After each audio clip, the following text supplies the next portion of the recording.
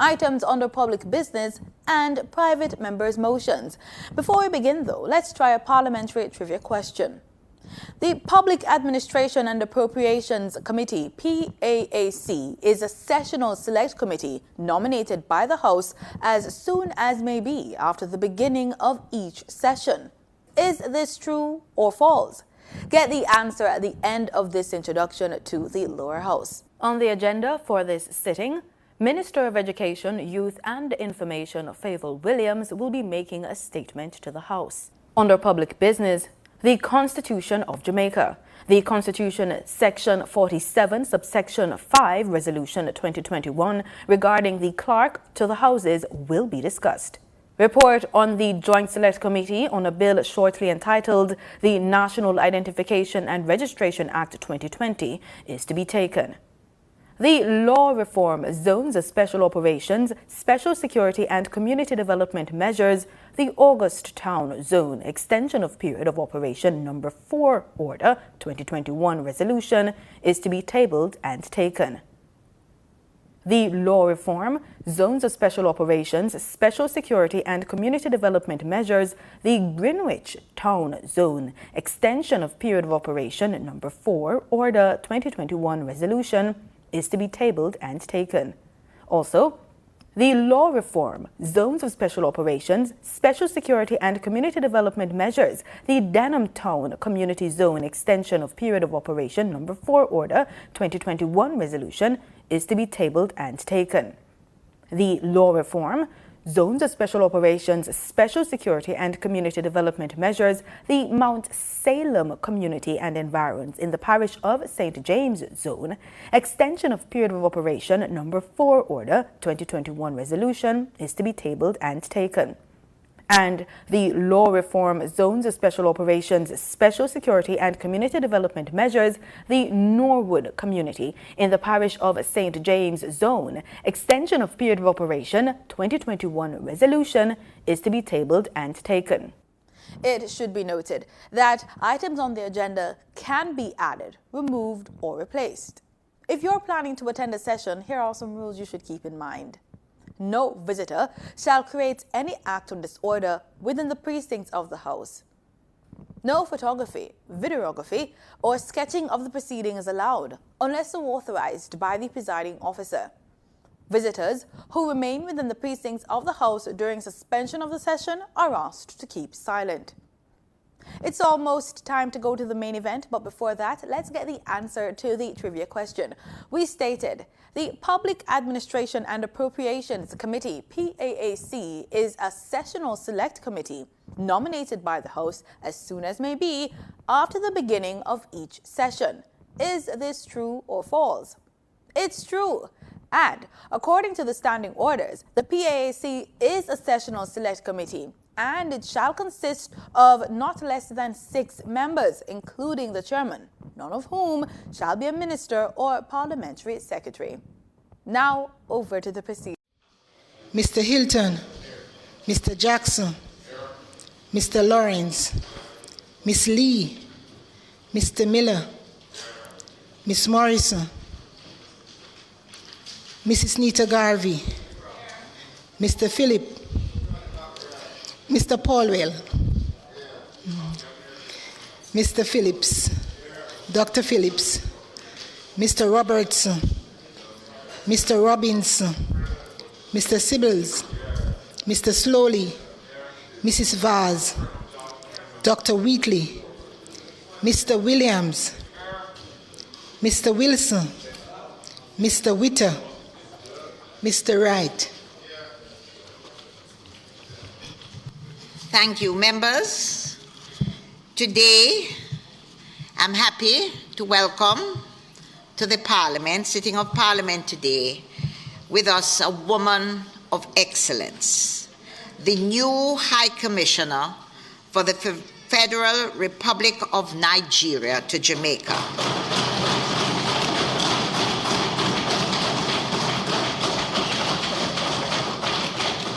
Her Excellency, Dr. Maureen Tamuno.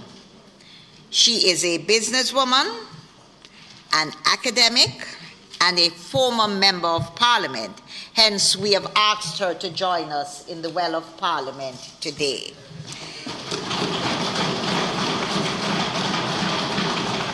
Seated with her also is her very gracious assistant.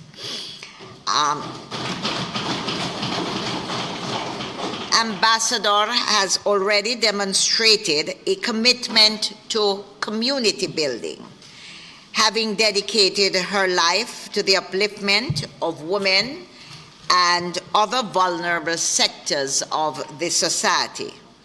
Accompanying her also today are two prominent members of the Nigerian community here in Jamaica.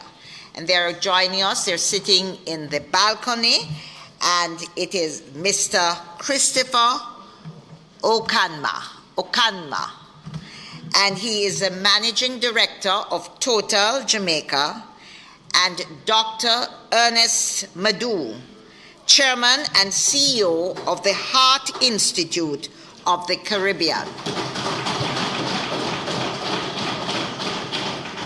Many of us, if not most of us, must be aware of the Heart Institute of the Caribbean here in Kingston, which is a very important institution to us here in Jamaica. So, Madam Ambassador, we welcome you and welcome with you the members of your team, particularly Dr. Madu of the Heart Institute and Mr. Christopher Okoma of Total. Welcome.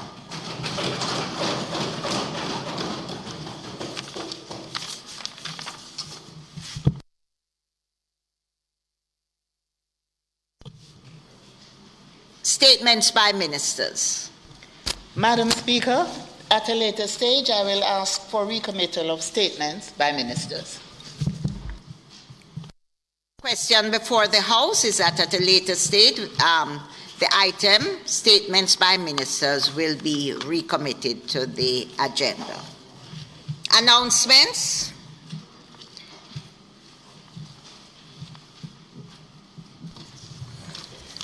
Laid on the table of the House today are the following. The Constitution, Section 47, 5, Clerk to the House of Representatives Resolution 2021 under the Constitution of Jamaica. Ministry Paper Number 48 of 2021, an annual report on audited financial statements of the Agro-Investment Corporation for the year 2015-2016. Ministry Paper Number 49 of 2021, an annual report of the Students' Loan Bureau for the year 2016-2017.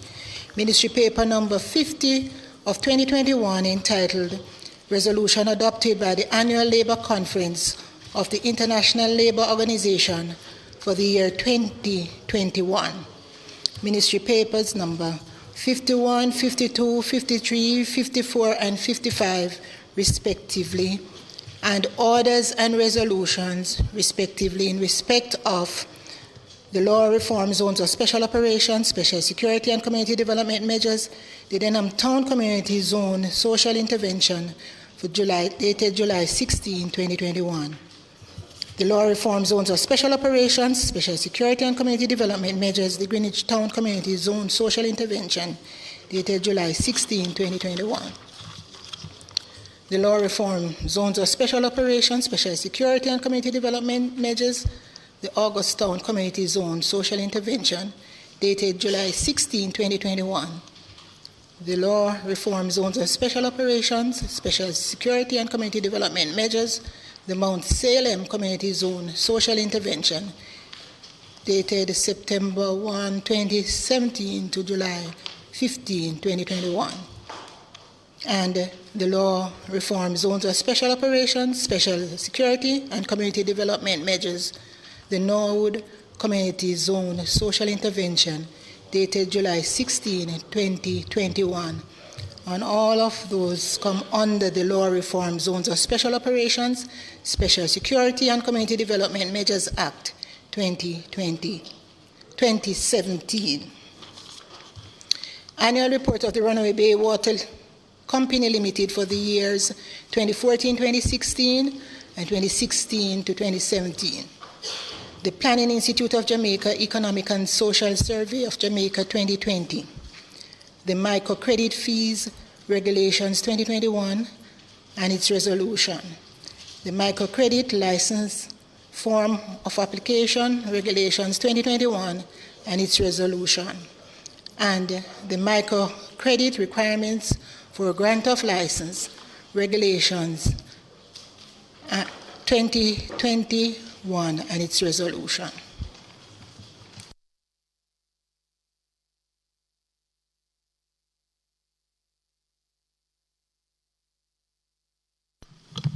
Bills brought from the Senate, petitions, papers, reports from committees, notices of motions given orally. Madam Speaker, I beg to give notice that at the next meeting of the House, I will move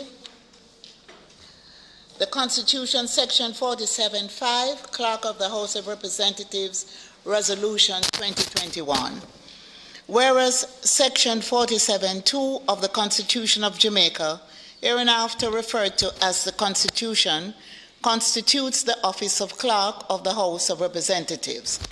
And whereas subsection 3 of Section 47 of the Constitution provides that, subject to the provisions of subsection 5 of that section, the clerk shall, unless the clerk sooner resigns office, hold office until the clerk attains the age of 65 years or such latter age as may, in any particular case, be prescribed by the commission appointed under subsection 7 of that section. And whereas Section 47(5) of the Constitution provides that the clerk shall be removed from office by the Governor General if, but shall not be so removed unless, the House, by a resolution which has received the affirmative vote of not less than 2/3 of all the members thereof, has resolved that the clerk ought to be so removed for inability to discharge the functions of the office, whether arising from infirmity of body or mind or any other cause, or for misbehavior. And whereas Section 47(14) of the Constitution provides that where one person is appointed to the offices of Clerk of the Senate and Clerk of the House of Representatives, the provisions of Section 47 shall apply in relation to that person in respect of each such office separately. Now, therefore, be it resolved by this Honorable House as follows. 1. This resolution may be cited as the Constitution, Section 47(5), Clerk of the House of Representatives, Resolution 2021. 2.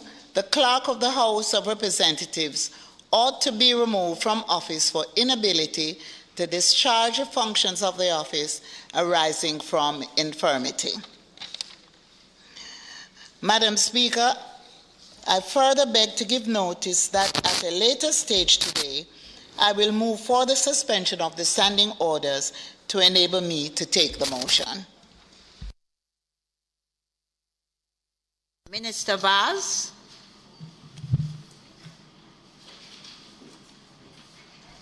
Thank you very much, Madam Speaker. I beg to give notice that at the next meeting of the House, I'll move the Information Commissioner emoluments and terms and other terms and conditions of service, Resolution 2021. Whereas Section 4 of the Data Protection Act 2020, herein referred to as the Act, established an office to be known as the Information Commissioner, hereafter referred to as a commissioner, as a body corporate to which the provision of Section 28 of the Interpretation Act applies, and whereas paragraph 1 of Part 1 of the first schedule of the Act provides that the Governor General shall appoint a person having expertise in the area of information communication, technology, data protection, or privacy rights, or other like skills to be the Information Commissioner, by instrument under the broad seal and consultation with the Prime Minister and the Leader of the Opposition. And whereas paragraph 3 of part 1 of the first schedule of the Act provides that the Commissioner shall be entitled to such emoluments and be subject to such other terms and conditions of service as may from time to time be prescribed by or under any law or by a resolution of the House of Representatives. And whereas it is desirable that the House of Representatives prescribe the emoluments and the other terms and conditions of the service of the Commissioner, now therefore be it resolved by this Honourable House as follows. The resolution may be cited as the Information Commissioner, emoluments and other terms and conditions of service of the Information Commissioner, Resolution 2021.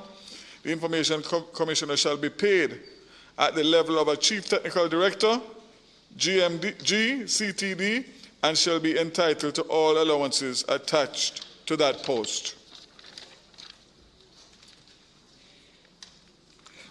Madam Speaker, I further beg to give notice that at the later stage should I move for the suspension with standing orders to be able to take this motion.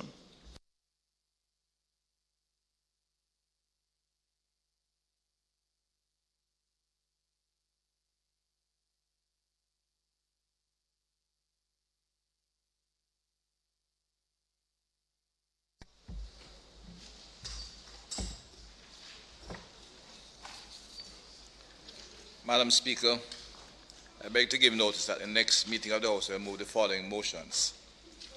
First, the law reform zone of special operations, special security and community development measures, the August Town Zone Extension Period of Operation Number 4, Order 2021. The law reform zone of special operations, special security and community development measures, the August Town Zone Extension Period of Operation Number 4, Order 2021 Resolution.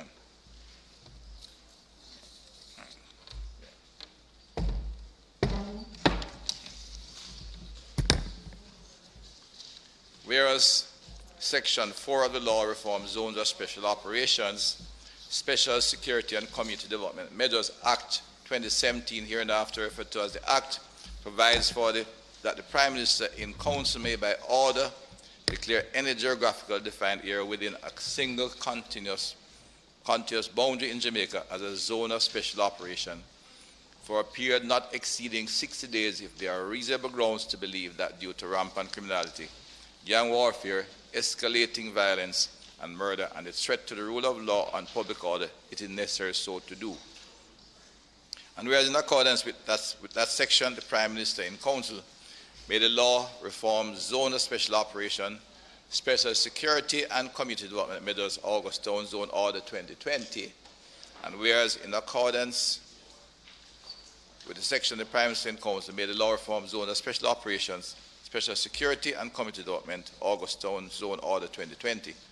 And whereas the order provides that the said zone shall operate for a period of 60 days, and whereas Section 5 of the Act provides that the Prime Minister in Council, after consultation with the Joint Command, may by order, subject to affirmative resolution of the House of Representatives, extend the said period of operation for a further such period, each not exceeding 60 days. And whereas on the 19th day of July 2021, the Prime Minister in Council made the law reform zones of special operation, special security and community development measures, the August Town Zone Extension of Period of Operation Number 4, Order 2021. Now therefore be it resolved by this Honourable House as follows. This resolution may be cited as the Law Reform Zone of Special Operations, Special Security and Community Development Measures, the August Town Zone Extension of Period of Operation Number 4, Order 2021. The Law Reform Zone of Special Operations, Special Security and Community Development Measures, the August Town Zone Extension of Period of Operation Number 4, Order 21 is hereby affirmed. The Law Reform Zone of Special Operations, Special Security and Community Development Measures, the Greenwich Town Zone Extension of Period of Operation Number 4, Order 2021.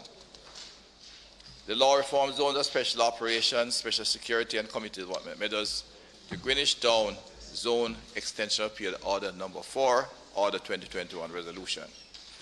And whereas Section 4 of the Law Reform Zones of Special Operation, Special Security and Community Development Measures, Act 2017, hereinafter referred to as the Act, provides that the Prime Minister in Council may by order declare any geographically defined area within a single continuous boundary in Jamaica as a zone of special operations for a period not exceeding 60 days if there are reasonable grounds to believe that due to rampant criminality, gang warfare, escalating violence and murder, and the threat to the rule of law and public order, it is necessary so to do. And whereas in accordance with that section, the Prime Minister and Council made the law reform Zone of Special Operations, Special Security and Community Development Measures, Greenwich Town Zone Order 2020. And whereas that order provides that the said zone shall operate for a period of 60 days, and whereas Section 5 of the Act provides that the Prime Minister and Council, after consultation with the Joint Command, may by order subject to affirmative resolution of the House of Representatives extend the said period for such further periods, each not exceeding 60 days. And whereas on the 19th day of July 2021, the Prime Minister and Council made the law reform Zones of Special Operation, Special Security and Community Development Measures, the Greenwich Town Extension Period of Operation Number 4, Order 2021. Now therefore be it resolved by this Honourable House as follows. The resolution may be cited as the law reform, Zones of Special Operation, Special Security and Community Development Measures, the Greenwich Town Zone Extension Period of Operation Number 4, Order 2021 Resolution. The law reform Zones of Special Operation, Special Security and Community Development Measures, the Greenwich Town Zone Extension Period of Operation Number 4, Order 2021 is hereby affirmed. The law reform Zones of Special Operations, Special Security and Community Development Measures, the Denham Town Community Zone Extension Period of Operation Number 4, Order 2021. Whereas Section 4 of the law reform Zone of Special Operation, here in Special Security and Community Development Measures, Act 2017, hereinafter referred to as the Act, provides that the Prime Minister in Council may by order declare any geographically defined area within a single continuous boundary in Jamaica as a zone of special operations for a period not exceeding 60 days if there are reasonable grounds to believe that due to rampant criminality, gang warfare, escalating violence and murder, and the threat to the rule of law and public order, it is necessary so to do. And whereas in accordance with that section, the Prime Minister in Council made the law reform Zones of Special Operations, Special Security and Community Development Measures, declaration of the Denham Town Community Zone, Number 2, Order 2017. And whereas that order provides that the said zone shall operate for a period of 60 days, and whereas Section 5 of the Act provides that the Prime Minister in Council, after consultation with the Joint Command, may by order subject to affirmative resolution of the House of Representatives extend the said period for such further periods, each not exceeding 60 days. And whereas on the 19th day of July 2021, the Prime Minister and Council made the law reform Zones of Special Operation, Special Security and Community Development Measures, the Denham Town Community Zone, extension of period of operation Number 4, Order 2021. Now therefore be it resolved by this Honourable House as follows. The resolution may be cited as the law reform Zone of Special Operations, Special Security and Community Development Measures, the Denham Town Community Zone, extension of period of operation Number 4, Order 2021, the law reform Zones of Special Operation, Special Security and Community Development Measures, the Denham Town Community Zone, extension of period of operation Number 4, Order 2021 is hereby affirmed. The law reform Zones of Special Operation, Special Security and Community Development Measures, the Mount Salem Community and Environs in the Parish of St. James, Zone extension of period of operation Number 4, Order 2021 Resolution. Whereas Section 4 of the law reform Zone of Special Operation, Special Security and Community Development Measures, Act 2017, hereinafter referred to as the Act, provides that the Prime Minister in Council may by order declare any geographically defined area within a single continuous boundary in Jamaica as a zone of special operations for a period not exceeding 60 days if there are reasonable grounds to believe that due to rampant criminality, gang warfare, escalating violence and murder and the threat to rule of law and order and public order, it is necessary so to do. And whereas in accordance with that section, the Prime Minister and Council made the law reform, zones of special operations, special security and community development measures, the Mount Salem community and environs in the parish of St. James Zone, Order 2017. And whereas the order provides that the said zone shall operate for a period of 60 days, and whereas Section 5 of the Act provides that the Prime Minister and Council, after consultation with Joint Command, may by order subject to affirmative resolution of the House of Representatives, extend the said period for such further periods, each not exceeding 60 days. And whereas on the 19th day of July, 2021, the Prime Minister and Council made a law reform, zones of special operations, special security and community development measures, the Mount Salem Community Zone, extension of period of operation number 4, Order 2021. Now therefore be it resolved by this Honourable House as follows. This resolution may be cited as the law reform, zones of special operations, special security and community development measures, the Mount Salem community and environment in the parish of St. James Zone, extension of period of operation number 4, Order 2021 resolution. 2, the law reform, zones of special operation, special security and community development measures, the Mount Salem community and environment in the parish of St. James Zone, extension of period of operation number 4, Order 2021 is hereby affirmed.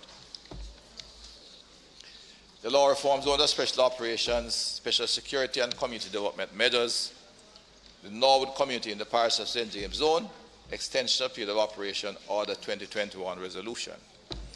Whereas Section 4 of the law reforms zones of special operation, special security and community development measures, Act 2017, hereinafter referred to as the Act, provides that the Prime Minister in Council may by order declare any geographically defined area within a single continuous boundary in Jamaica as a zone of special operations for a period not exceeding 60 days if there are reasonable grounds to believe that due to rampant criminality, gang warfare, escalating violence and murder and the threat of rule of law and public order, it is necessary so to do.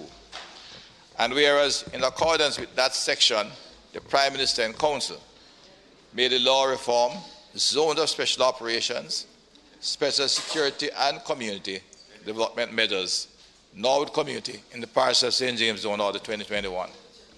And whereas that order provides that the said zone shall operate for a period of 60 days, and whereas Section 5 of the Act provides that the Prime Minister and Council, after consultation with the Joint Command, may, by order subject to affirmative resolution of the House of Representatives, extend the said period for such further periods, each not exceeding 60 days. And whereas on the 19th day of July, 2021, the Prime Minister and Council made a law reform, zones of special operation, special security and community development measures, the Norwood community in the parish of St. James Zone, extension of period of operation, Order 2021. Now therefore be it resolved by this Honourable House as follows. This resolution may be cited as a law reform, zones of special operation, special security and community development measures, the Norwood community in the parish of St. James Zone, extension of period of operation, 2021 resolution.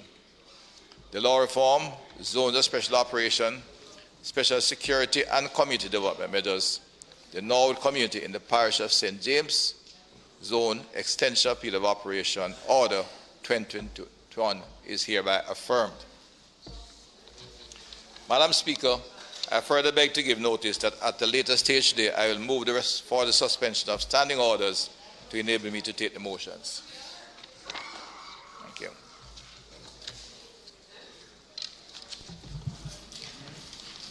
Questions and answers to questions. Motions that may be made at the commencement of public business requiring notice. Motions relating to sittings of the House. Motions for leave to introduce bills. Presentation of bills without leave of the House first obtained. Public business. Thank you, Madam Speaker.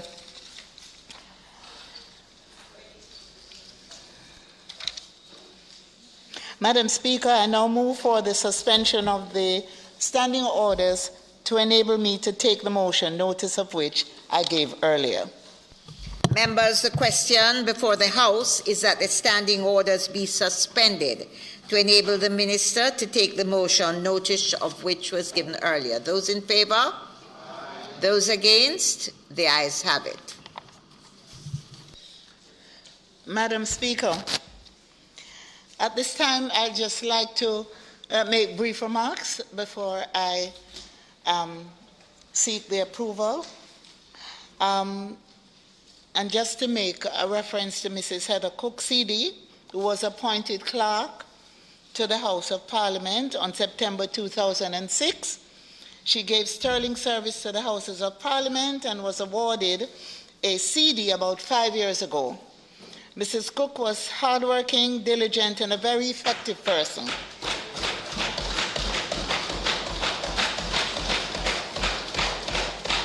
She did an excellent job during the years she worked in this position. Her work started during the years when she served as deputy clerk. This experience helped her in the tasks she had to perform on a daily basis. She was indeed a very good clerk, and we want to say thanks to her and for her years of service, and we wish her improved health. So, Madam Speaker, with those words, I ask that this motion be approved. Thank you. Just before you do, Leader, I too, as Speaker, would like to endorse all that has been said by the Leader of House Business, and I do expect that at a later stage we will, in a manner befitting the service that has been given to this Parliament, say farewell to our clerk. Madam Speaker, the opposition, of course, would want to join with the Leader of Government Business in the sentiments expressed for the tremendous work and the value of the contribution made by the clerk, and we wish her well. So thank you, Madam Speaker.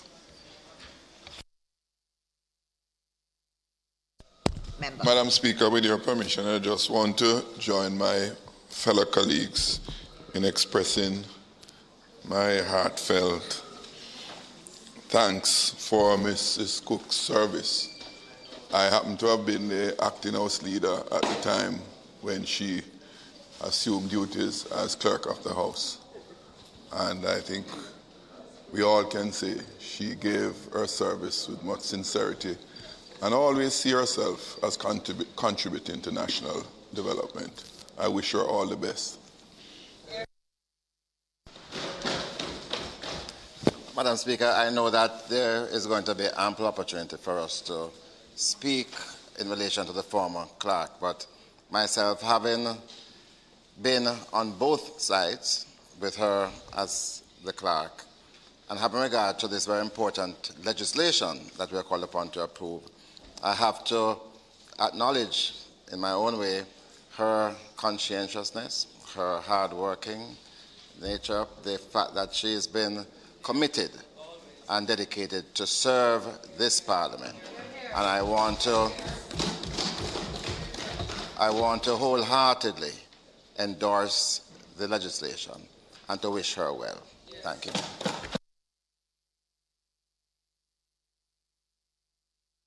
House Leader.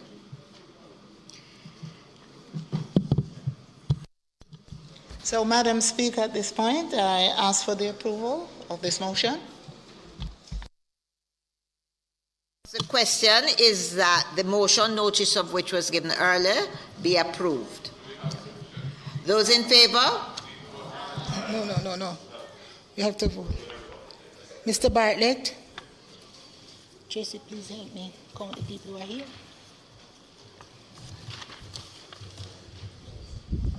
Mr. Brown? Mr. Brown? Dr. Brown-Burke? Dr. Chang?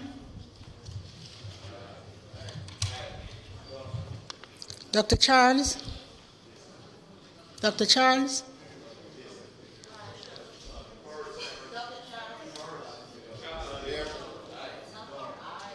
Dr. Charles, Mr. Charles, Mr. Chin, Mr. Chin, it's absent. Mr. Chuck, Mr. Clerk, Dr. Clerk, Mr. Cousins, Mrs. Crawford, Mrs. Cuthbert Flynn, Miss Daly,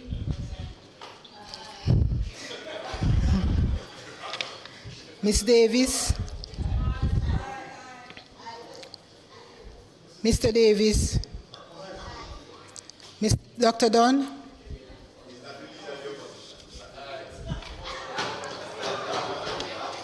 Dr. Dunn, Mr. Goldine, Mr. Graham,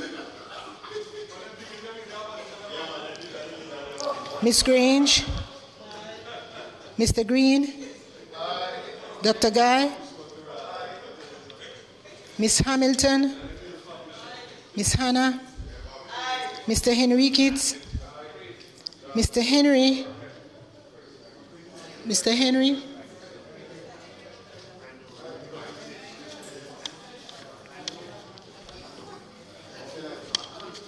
Members, are you hearing your names? Mr. Holness, Mrs. Holness, Mr. Hutchinson, Mr. Hilton, Mr. Jackson, Mr. Lawrence, Miss Lee, Mrs. Malawu Fort, Mr. Main, Mr. McKenzie, Mr. Miller, Miss Morrison,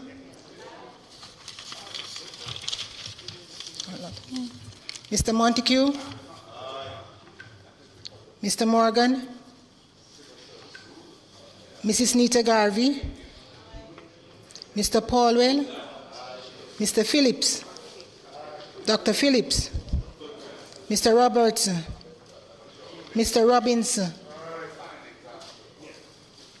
Mr. Samuda, Mr. Shaw, Mr. Sibbles, Mr. Slowly, Miss Smith, Mr. Terrelong, Dr. Tufton, Mrs. Vaz, Mr. Vaz, Mr. Warmington, Dr. Wheatley, Mr. Williams, Mrs. Williams, Mr. Wilson, Mr. Witter, Mr. Wright.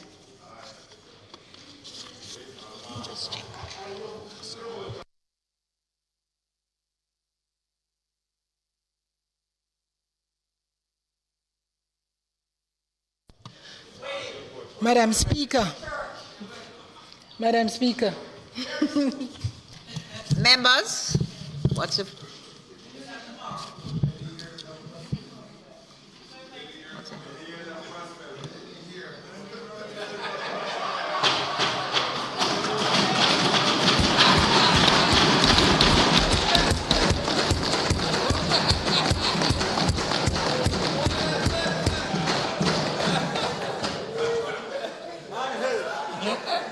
Prosperity and health. Prosperity and health.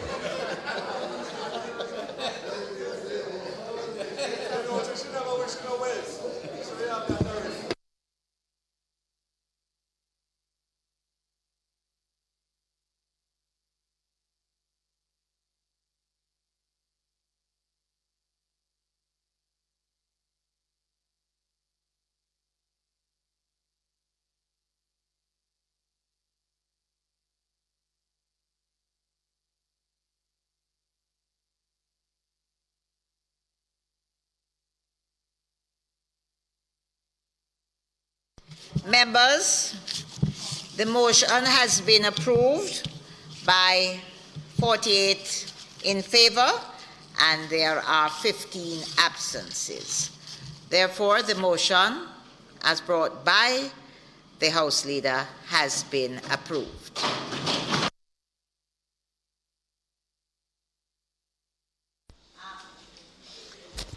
Madam Speaker, at this time I ask you to consider Minister Vaz.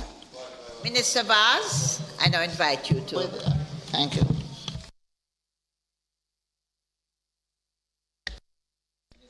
Thank you, Madam Speaker. I now move for the suspension of the standing orders to enable me to take the motion notice of which I gave earlier.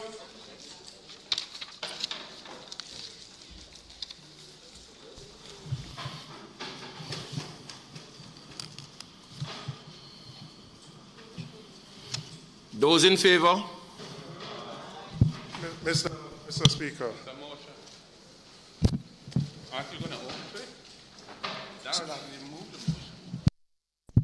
Mr. Speaker, but you haven't moved it yet. You move it? Okay. Mr. Speaker, I'd like to say something on this motion. And I'd like to urge the government to reconsider what is being proposed for the... Not yet, member. Oh, not yet. Okay. Those against? Minister Vaz. The suspension of the...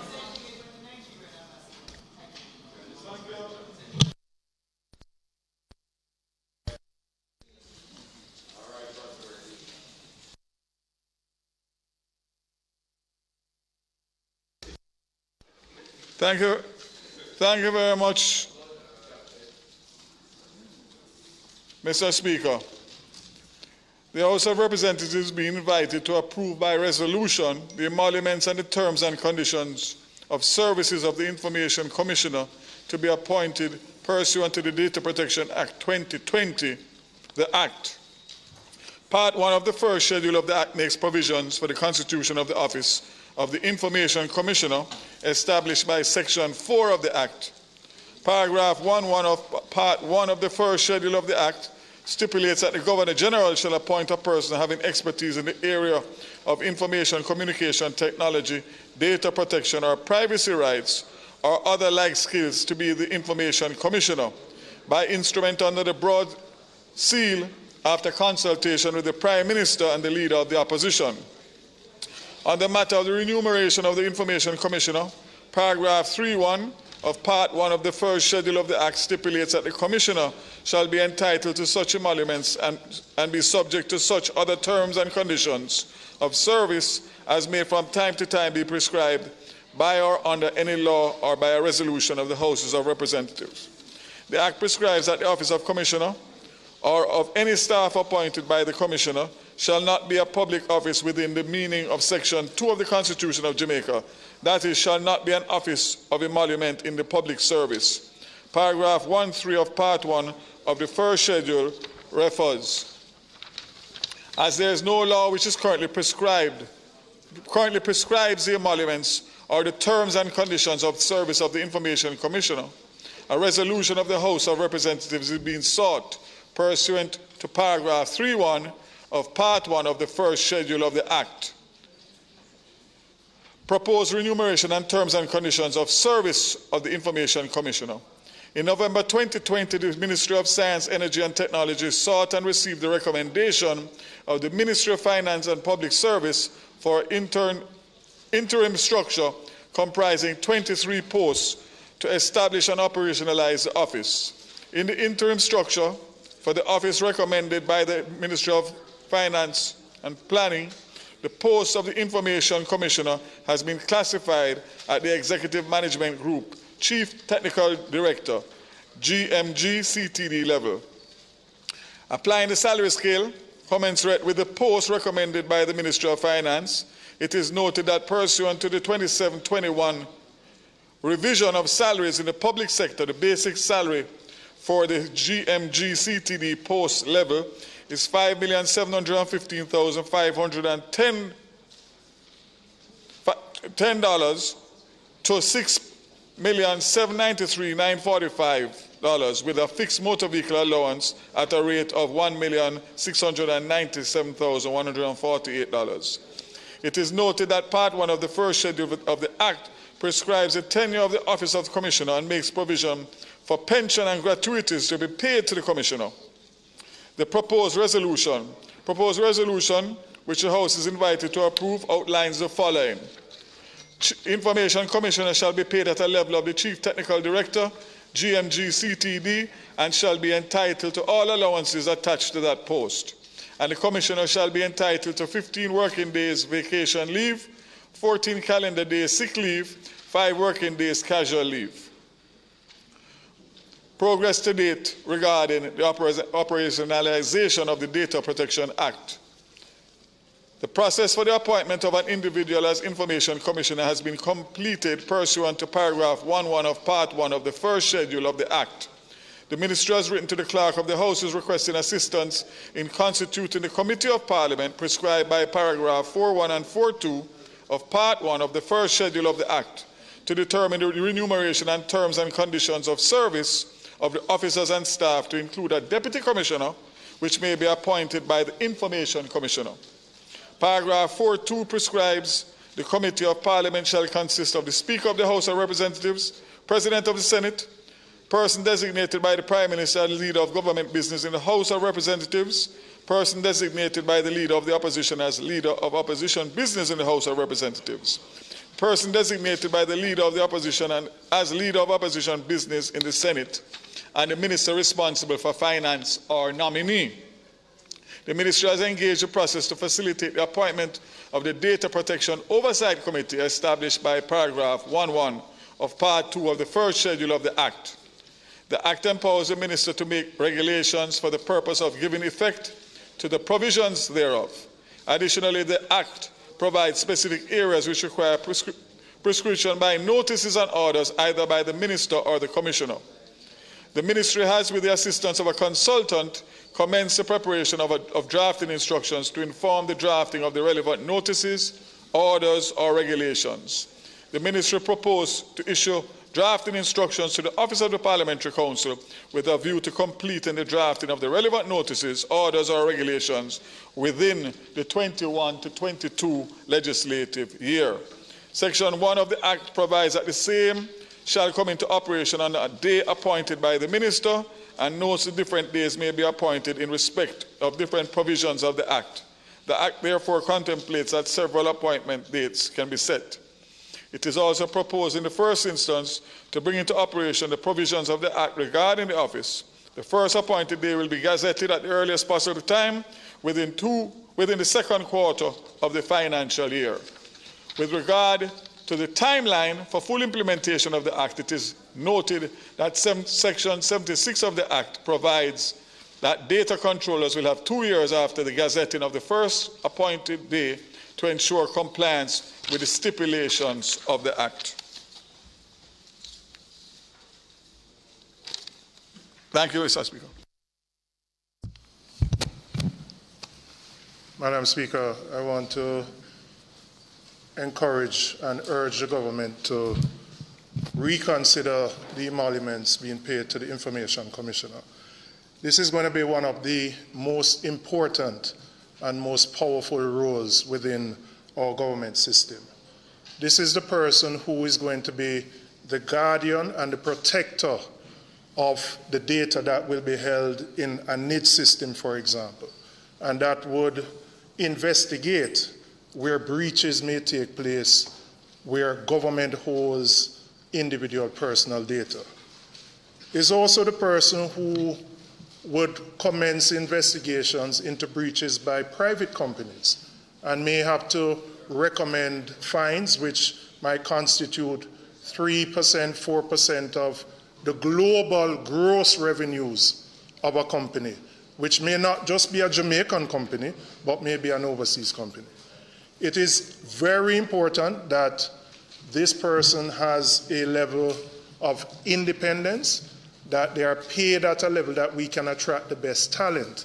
And I'm proposing that we tie this post not to the CTD, but to the level of a puisne judge, and that it be treated in the same way that the commissioners of, for example, the Electoral Commission are treated, where after the successful completion of a term, the person is eligible for a pension, which would be a full pension if they complete their service. And the reason I say this, Madam Speaker, In Kenya, earlier this year, the Information Commissioner commenced an investigation into the ruling political party in Kenya because of a breach of the equivalent of their needs. It is someone who will have to have the independence to take on government, acting on behalf of the citizens, and to take on large private interests. At this level, you're not going to get, one, you're not going to be able to attract the kind of person you want, and the way the structure is set up, the level of independence. This person, if they do their job effectively, probably can't find a job either in the public or private sector when they finish. And they should be able to discharge their responsibility without having to worry about that. I understand the issues of the public purse, but if we don't get this right, we have spent a lot of time on the Data Protection Act, which is very important, is a prerequisite for NIDS, but if we start off bad with the Information Commissioner, who is the guardian of all private data, and data is the most powerful thing right now in the world. The most profitable companies in the world are those who manipulate and exploit data. So I'm urging you, rethink it. Put it at a level of a puny judge, tie it there, provide the same level of benefits so that when the person is complete their term, they can comfortably, without having to think about where the next job going to come from, they can have their full pension. I urge you, I know you have the numbers, but the reason we went through this process with the Data Protection Act is so that we can have somebody who can protect us and who won't be afraid to stand up to our government, any government that is in breach, or any private company. And you can't do it if you are remunerating the person at the level of a CTD. Thank you. Madam Speaker, with the permission of my colleague, I would like to respond to the member from Southeast, St. Andrew. First of all, member, I oppose the idea of any further attachment or equivalence of a puny judge. It is something that has happened which, believe me, is creating major problems, because the puny judges have argued in discussion with the Minister of Finance and myself that puny judges, they can't engage in any other activity. When they retire at age 70, they can't even continue in their vocation of which they have been trained. And in the circumstances, you have far too many, and I don't want to name them, but post that the attachment to the puny judge really is out of whack with the general salary scale generally in the public sector. We had once a member who, having been appointed to a post, was asking that all equivalents of the puny judge, including library allowance, including traveling abroad, including robing allowance, all of that should be afforded to him because he was getting the equivalence of a puny judge.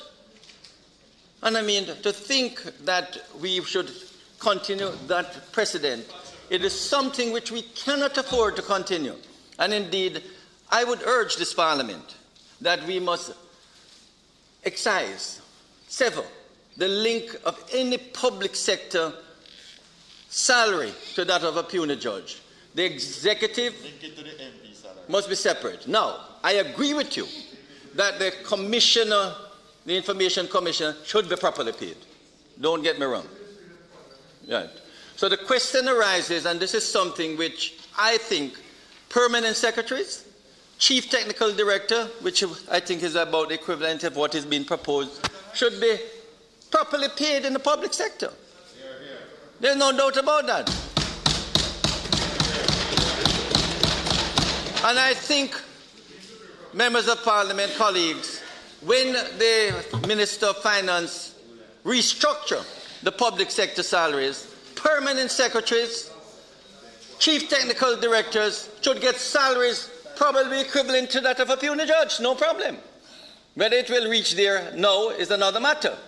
But it is just not right that we have persons in the public sector responsible for thousands of people, permanent secretaries, and the second in command, chief technical director, who are getting salaries 1/5 of what statutory heads are getting.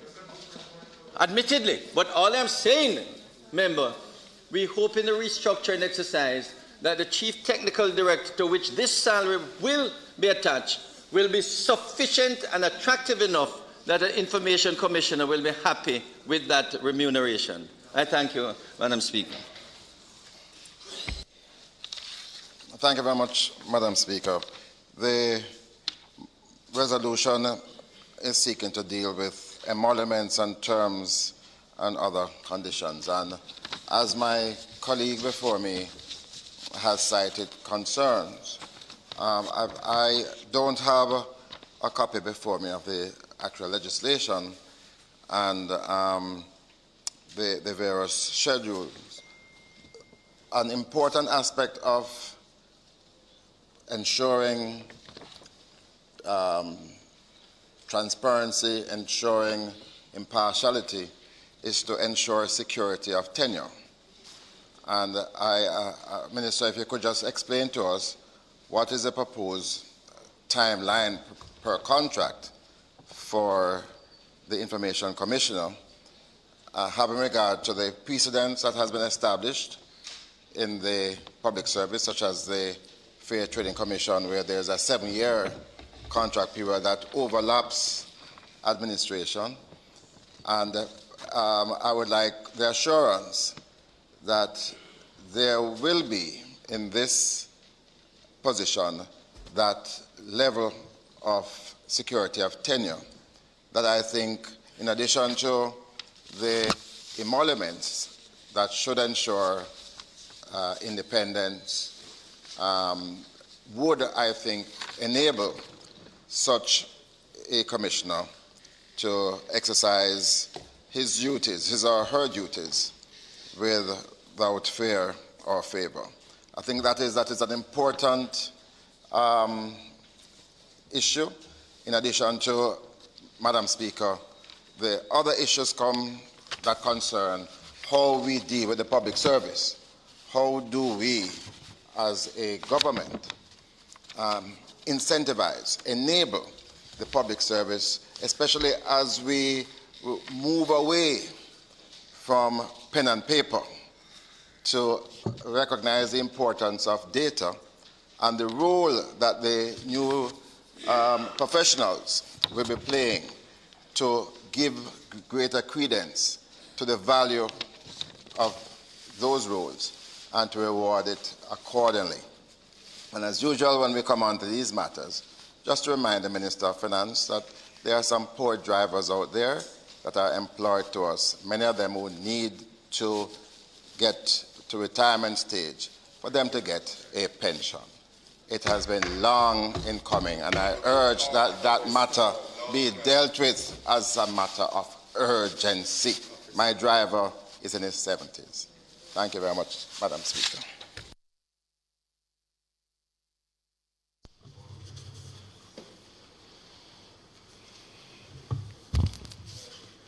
Madam Speaker, I rise to support the request of the member from South East St. Andrew that the government reconsider this particular order and the resolution giving effect to it. The reality is that the analogy with an administrative position at the level of a chief technical director, who is typically a number 2 position in a ministry under a permanent secretary, really is an unsound analogy when one is considering this particular position. This is a commissioner, a sole commissioner, who will be operating in the field of data protection and will also have a particular role in relation to the enforcement of the NIDS legislation, which involves very sensitive personal data, biometric data on the individuals of this country. In relation to the data protection side of it, this commissioner will not only be policing large private sector, large and small private sector concerns and their compliance with the Act in relation to how they manage the data that they have, which affects other people, but indeed the government itself and the public sector as a whole. It is like a quasi-judicial position with the power to recommend fines which are fixed in an unusual way by way of a percentage of gross revenues of the enterprise involved. That can be massive in amount, far greater than any of the fines that we normally see in criminal legislation. This person, therefore, must have security of tenure, both in terms of how they are paid, but the duration of their term of office. And I join with the concern raised by the member for East Kingston and Port Royal, that it should be clarified that the duration of their contracts should be such as to span political administrations. But the point made by the member from South East St. Andrew is sound. I cannot support fixing this very sensitive and critical post by reference to the salary package of a chief technical director in a ministry. That is an inappropriate way of doing it. It should be reconsidered. The Minister of Justice has indicated he's not comfortable with tying it to the salary of a puisne judge.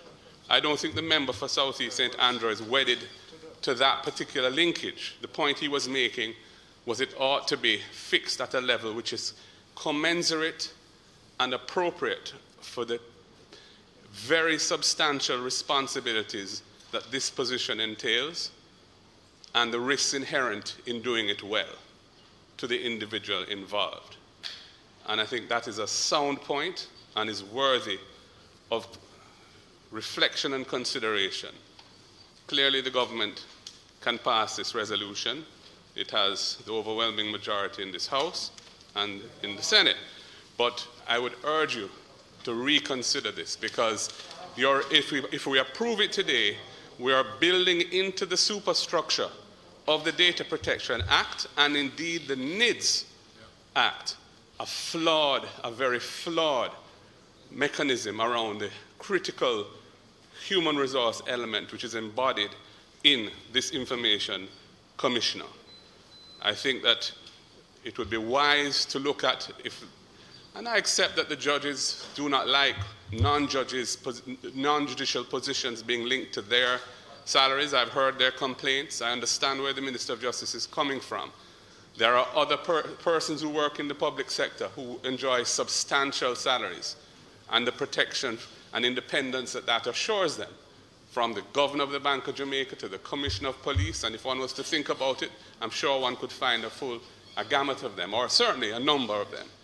This position is as important as any of those, because data is critical in the digital world and the digital economy that the government is pursuing, that the world is following, and which every day becomes more and more intensely embodied in the way in which people do business, buy goods and services, conduct business, communicate, and everything else. That's why the cybercrimes legislation, which was passed in 2015, its most recent iteration, is again being reviewed and is no doubt going to be again substantially amended, because the world is moving at a rapid pace in this area. But this person, this office, this commission is the guardian of the public interest in a critical era. Paying that person at the level of chief technical director cannot be right. I urge Minister Vaz to take some time to look at this again and consult and come up with, I think, a better approach for dealing with this very sensitive and important matter. Thank you, Madam Speaker. Madam Speaker. Thank you for the time, Madam Speaker. The debate on the resolution has encroached upon areas and that require my comment. And indeed, the structure of the post and the level of the post would have been arrived at in consultation with the public service part of the Ministry of Finance and the public service.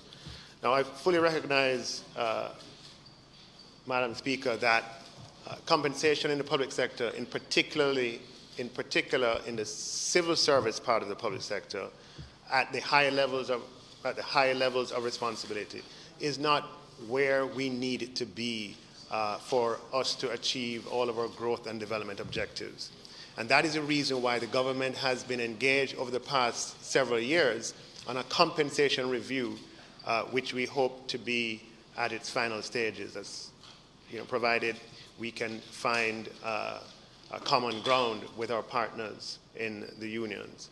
And the idea behind the compensation review is to streamline public sector compensation and to rid it of the inequities that exist currently. And some of those inequities are inform the debate that we're having here today.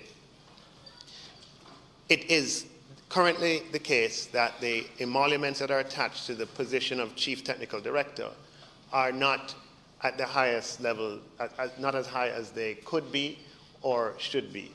With respect to this position of Information Commissioner, the position lies squarely in the public service. So the first point, which I don't believe the opposition is holding to, but the first point about linking with puisne judges, the problem with that we have found is that puisne judges are not public servants, first of all.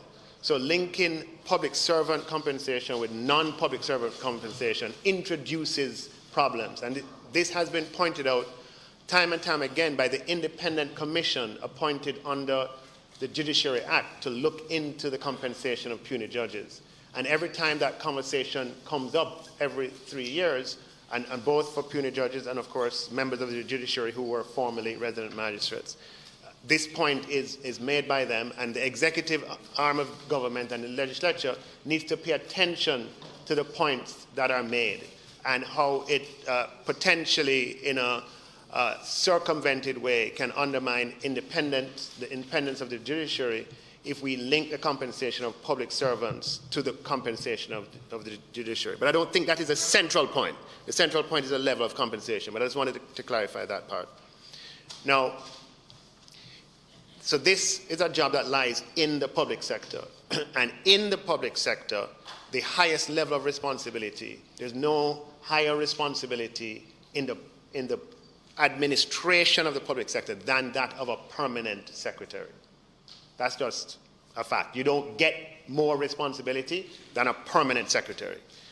The way in which levels are, not compensation numbers in terms of your salary, but in terms of your grade, jobs are scored using a unified job scoring system that takes into account the level of responsibility, the budget that you are responsible for, the number of people you supervise, your impact on public policy, and other criteria. And measured on those criteria, the only job in the civil service that was deemed higher than this job is a job of a permanent secretary. Now, Madam Speaker, I bemoan the fact that we are here in the Parliament and we can think of somebody being scored at the level of the second highest job rung in the civil service, and we bemoan it as being inadequate. This is the second highest position. The problem is not with the position level that we have assigned, but it is with the remuneration that's attached to that position. And the two issues should be separated. So there's no doubt that the attachment level to the second highest position in the public service is indeed appropriate. Where we do have an issue, and a genuine issue, and I think that is the meat of the matter, is that the remuneration level attached to that position is generally seen by everyone as woefully inadequate. That is a point that we take, a point that we agree with, and it is the foundation of the compensation review, which we hope to will have a radical impact on the levels of compensation for persons who bear the bulk of bear large responsibility in the public sector, so we can continue to attract and retain the best talent. So once the compensation review is finished, it is quite likely, I don't want to predict, but what the essence of your point, member, that we should be able to attract somebody who would be attracted by the kind of salary that a puisne judge gets. It's quite likely that that will be the case nonetheless. The practice of the past of circumventing the public sector and trying to link public servant jobs with non-public servants is a short-term band-aid. What we are focused on doing is solving the real issue, which is the fact that levels of remuneration at the higher levels of the public sector have been under par for a very long time, and it compromises us all, because these are the leaders of the public service who are responsible for the delivery of public services to all Jamaicans and for public policy, and they ought to be compensated in a way that is consistent with their responsibilities. So I take the essence of your point, and what I'm saying is that once the review is completed, and we are aiming for the review to be completed, anytime over, in time for next year, but that depends on many factors. The compensation the Information Commissioner will enjoy, which is linked to the CTD compensation, will likely be at the levels that you are suggesting with that you are fundamentally suggesting with the suggestions that you have made. Madam Speaker, just one point, and I hear the Minister, but I want to say quite clearly, I believe it is flawed to link this position to the level of a CTD. Flawed. And the reason I say that is the CTD and the Permanent Secretary have accountability and administrative responsibilities. This person has the power to investigate. This person has the power to level fines of up to 3% of gross revenues of a global company. If this person can be picked off, and I use that term, quite easily, then they're going to be totally ineffective. And the safeguards, needs, and how we protect data will only be there if you have a strong, independent information commissioner. That's the only thing to safeguard against abuse. Only thing to safeguard against private institutions that just run amok of the Data Protection Act. And if you don't get the right person, yes, we're going to tick the box that we have it there and we're going to move on. It won't be effective. Hold on. I heard you, Prime Minister. I'm not just saying greater pay gives you greater. I'm not saying that. But there are two issues. One is the kind of person you can attract, but is also the security of tenure. If you, at the end of this terminal, this person will probably not be able to find a job in the public sector or the private sector if you do the responsibility effectively. If you do it effectively, you won't be able to find work anywhere else, similar to the difficulties judges face when they retire at the end of the term. And you're going to, the kind of person who would be attracted to this is somebody, and not at the end of their career. It's not going to be somebody at the end of their career. The kind of person is somebody who would be getting to the senior levels in their career. I just urge reconsideration. I understand the review. I know there's an overall review. I just urge reconsideration. So just to respond to the member, the notion that someone can be picked off, just be, permanent secretaries and chief technical directors of large ministries have enormous influence on the conduct of public affairs in this country. If, in fact, the level of their compensation subjects them to be picking off, I would say that we are in far more danger from the 17 of them than we are for this position. The point is, member, that the level of remuneration is not where it needs to be. And I think that you are rooted in the current paradigm. And I agree with you that in the current paradigm, the level of remuneration, if this was to be the level of remuneration for the commissioner going forward indefinitely, I would stand with you. I am trying to communicate to you that we are at the final stages of a compensation review that has as its goal recognizing the huge level of responsibility that the 17 persons who occupy the position of permanent secretary, 17 out of a public service of 100,000. And there might be, if there are 17 permanent secretaries, maybe there are 15 CTDs, or maybe there are 13 or 10 or thereabouts. And the enormous responsibility they bear. Post-compensation review, if we are able to get, and we need to get our point across to our partners, the compensation that they ought to have bears no recognition with what they receive today. And I'm just trying to say that paradigm shift, because you are rooted in this paradigm, you're not able to cross a bridge and see it. But what I'm trying to say to you is that at that level of remuneration that we are envisioning, you will not have the concern about being picked off in the way that you do. I.e., the level of remuneration of judges, which you suggest, is a public number. We know what that is. Whatever, 10, 11, whatever, the 9, 10, 11. I'm saying to you, member, that the remuneration of the CTD ought in all, in ideal circumstances, to be such that it would provide the level of comfort that we desire. The point of the matter is that job scoring is not done in Parliament, and job scoring is not done in speeches. Job scoring is a technical exercise where people who have been doing it is an implementation, operational matter. It's not a policy matter that involves a minister. It involves persons who score hundreds of jobs throughout the public sector on an annual basis, and it is internally consistent in terms of level of responsibility, level of budget, level of impact on public policy, level of overall responsibility. And this position is being checked at the second highest level in the public sector. What we need to do, in addition, is to make sure that the remuneration for the post at the second highest level reflects the responsibility of that post. And you have my commitment that that will happen. That's right. Here, here. Thank you very much, colleague.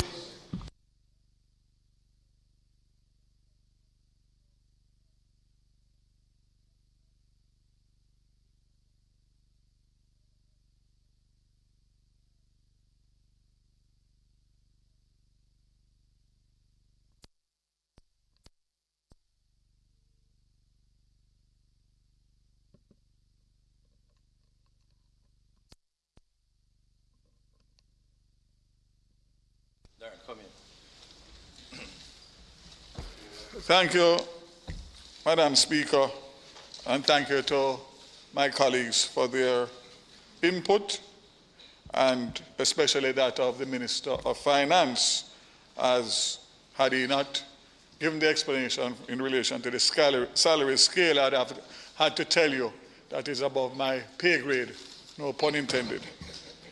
On the matter of the tenure that was asked by my colleague from Eastern Kingston, it is 5 years renewable, and that came about in consultations with the Office of the Governor General. I heard the point of 7. If there was to be, it would have to be amended. It would have to be amended, as it states now, 5 years. Secondly, as was well put by the Minister of Finance, I'll just read again for you clause 2.3. On the matter of remuneration of the Information Commissioner, paragraph 3.1 of part 1 of the first schedule act stipulates that the Commissioner shall be entitled to such emoluments and subject to such other terms and conditions of service as may from time to time be prescribed by or under any law or by a resolution of the House of Parliament. And I would further say that in the Ministry of Finance's discussions, they deemed it as temporary. So it comes back to what the Minister of Finance, the amount and the post of CTD. Now, I'll also indicate to you that my colleague here from St. Mary also indicated to me quietly that ministers are fourth in the category in ministries. So when we speak about a CTD, in terms of pay scale, so the CTD is definitively number 2, and I think the point made by the member or the Minister of Finance in relation to it's not the position but more the salary package, which he has already indicated is far advanced under review. So I again thank my colleagues for their input in relation to this and realize that this is a starting point of a very critical position that is needed in relation to the Data Act, and look forward to your support. And of course, if and when the time comes for us to revisit it, we can do so at the House. So I ask for this to be approved, Madam Speaker. Members, the question is that the motion, notice of which the Minister gave earlier, be approved. Those in favour? Aye. Those against? Divide? Madam Speaker. No, if there's a divide, they have a right.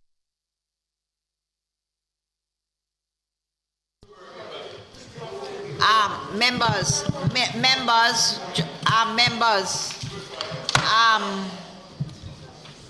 it is my considered view that each member of the House has the right under the Constitution to have their vote recorded and the nation know what it is they're saying. So the Minister has said divide. Just let's have the member. Beg your the member.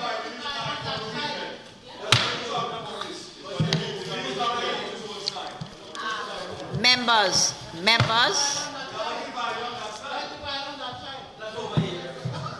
Yes. Mr. Bartlett. Mr. Brown. Mr. Brown is here. Dr. Brown-Burke. Dr. Chang. Dr. Charles. Mr. Charles. Mr. Chin. Mr. Chuck. Mr. Clerk. Dr. Clerk. Mr. Cousins. Ms. Crawford. Mrs. Cuthbert Flynn. Miss Daly. Miss Daly. Miss Davis. Mr. Davis. Dr. Dunn. Mr. Golding. Mr. Graham.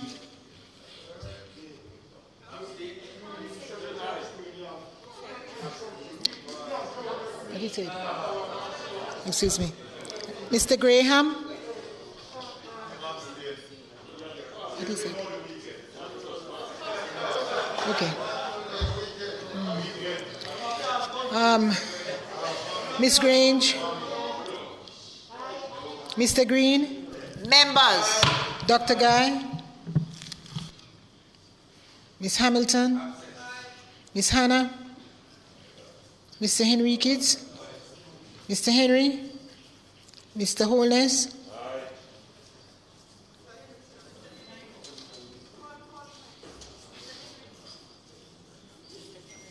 No.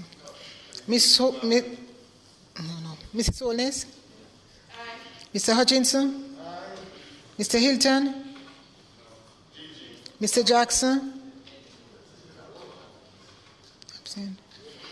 Mr. Lawrence, Miss Lee, Mrs. Mallow-Fort, Mr. Main, Mr. McKenzie, Mr. Miller, Miss Morrison,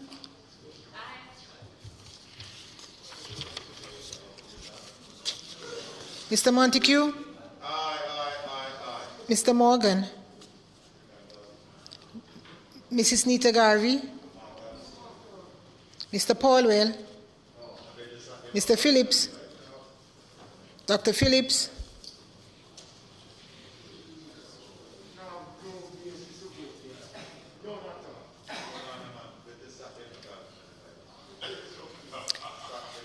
Mr. Robertson, Mr. Robinson,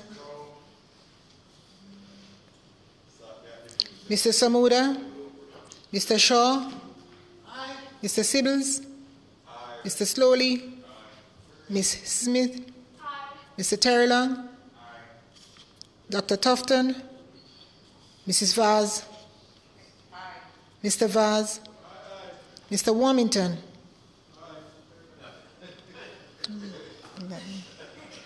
Dr. Wheatley, Mr. Williams, Mrs. Williams, Mr. Wilson, Mr. Witter, Mr. Wright.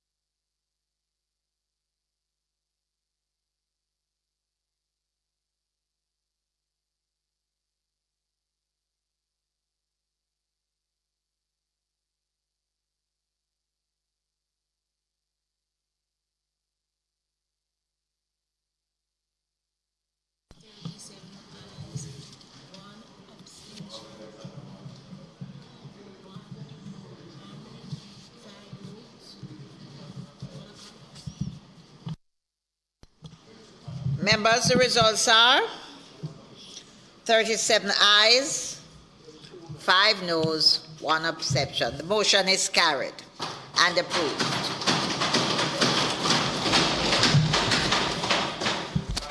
Madam Speaker, I now ask for the recommittal of announcements and notices of motions given orally.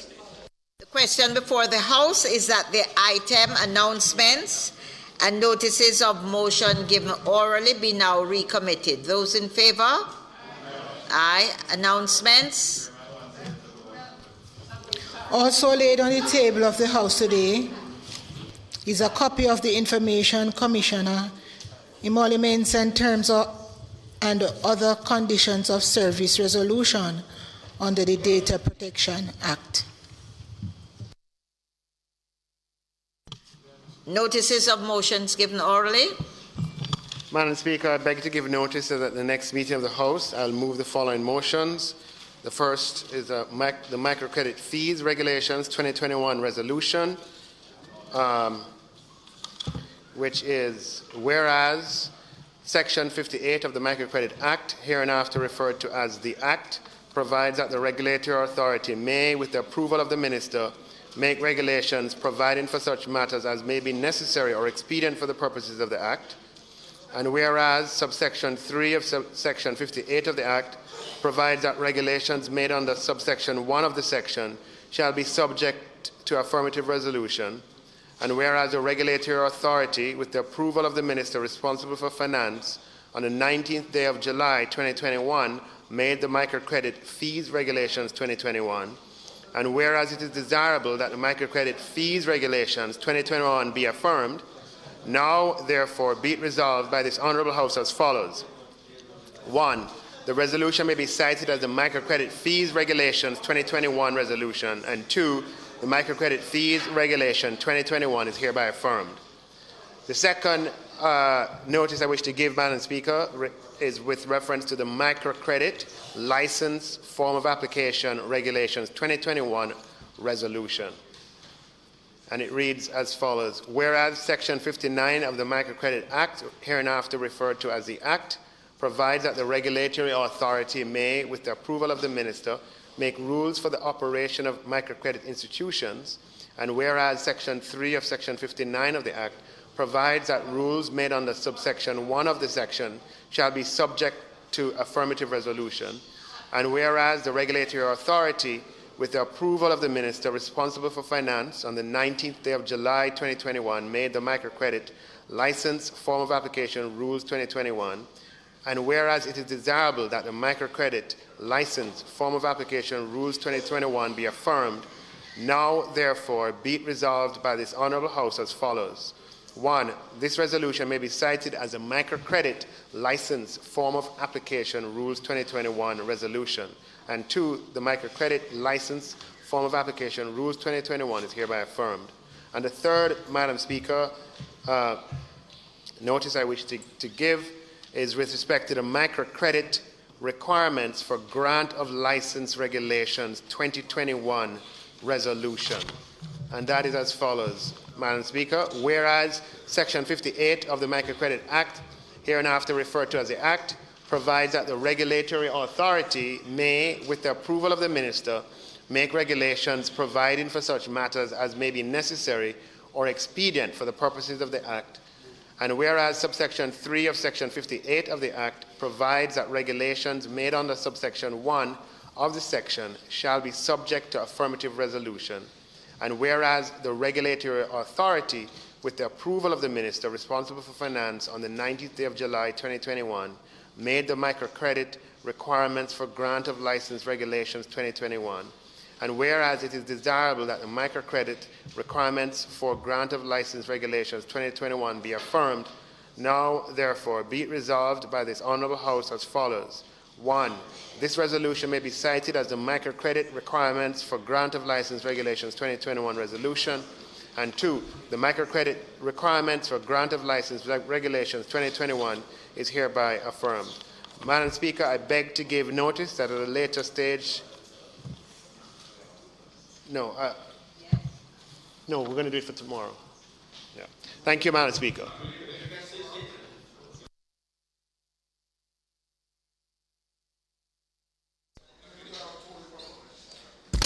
Thank you.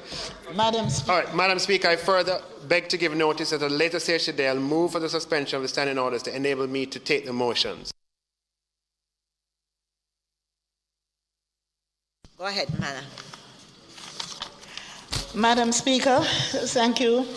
I now ask for the recommittal of statements by ministers.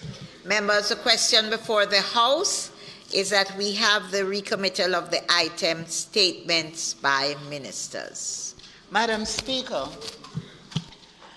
there are two statements. Those in favor? Those against? The ayes have it.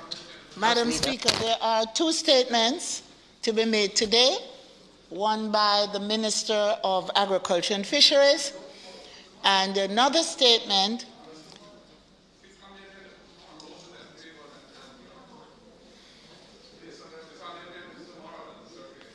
Madam Speaker, there will also be a statement made today by the Most Honorable Prime Minister.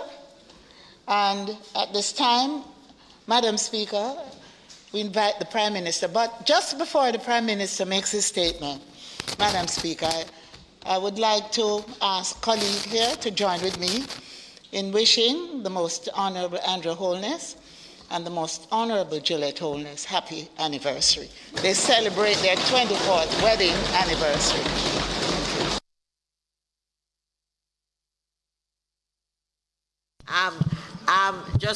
I too would like to join with the House Leader in wishing the Prime Minister and his wife a happy anniversary, and I'm sure she'll keep smiling if you keep within the time limit of your presentation. Thank you, Madam Speaker. Thank you, colleagues. The statement will be a brief statement. Yesterday's case of Nashon Brown, a promising 4-year-old who was severely beaten by his stepfather, has again brought to the fore the plight of our children as they continue to face physical, sexual, and emotional abuse from the adults in their lives who have a responsibility to provide love, nurture, care, and protection for these, our most vulnerable citizens. Madam Speaker, we continued to be horrified by reports of violent and downright cruel acts being meted out to children. This should not be tolerated. In the same way we have addressed and condemned other forms of violence in this House, we must unequivocally, loudly, and resolutely condemn violence against our children.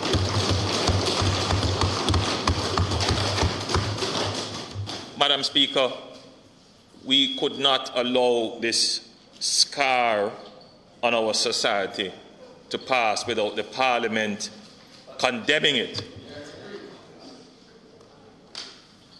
Reports are that the child complained of not feeling well and was eating slowly when his stepfather became angry and proceeded to beat him with a stick. The suspect is in police custody and has been charged with cruelty to a child, assault occasioning bodily harm, and unlawful wounding in relation to the child's mother. Following the post-mortem report, it will be determined what other charges will be brought against him. Madam Speaker, physical abuse remains one of the main and overt forms of child maltreatment reported to the Child Protection and Family Services Agency and the National Children's Registry. Each year, approximately 25 to 30% of reports received are for children who are victims of some form of physical violence. For the first half of 2021, the National Children's Registry received 1,465 reports of physical abuse, representing 26% of the 5,561 reports of child maltreatment received during the period. Domestic disputes appear to be a significant factor in the physical harm of children, where we have had numerous reports of children being hurt as a result of fights between parents. Increasingly, children and their families are exposed to violence, which can have long-term devastating psychological impacts ranging from acute distress to more chronic emotional difficulties. Studies show that there is a link between adverse childhood experiences through exposure to violence and ill health outcomes. Our children's mental health is also impacted. They become depressed, anxious, and display signs of post-traumatic stress disorder. Madam Speaker, it is important as a nation for us to have a conversation, an open and honest conversation about these other effects of corporal punishment. Children's brains develop the most in the first few years of life, mostly in the early childhood period, 0 to 6 years. When we hug and love and reason with our children, we teach them how to love and care for others. Their brains form the connections for love and care. It is called brain wiring. When we hurt our children, their brains form the connections for aggression and violence. Violence beget violence. Madam Speaker, I've been saying this now for more than a decade. We as a society must ban corporal punishment.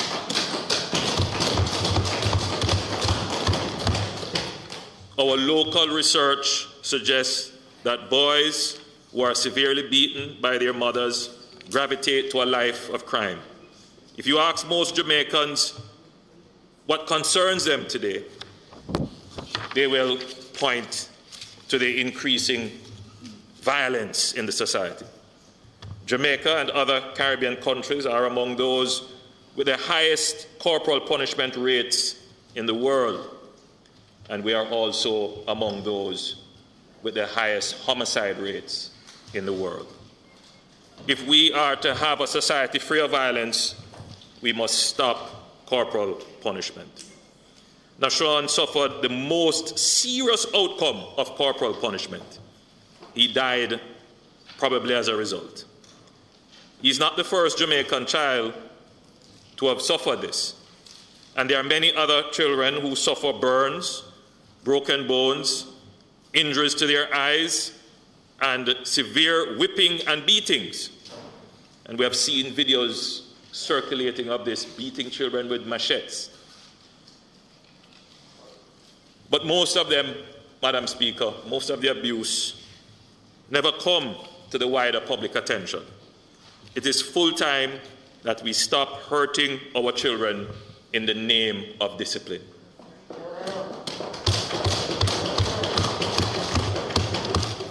Data the world over is showing that corporal punishment is dangerous. We cannot continue to lose our children and do great psychological harm to them in the name that my parents did it to me, and look how it turned out.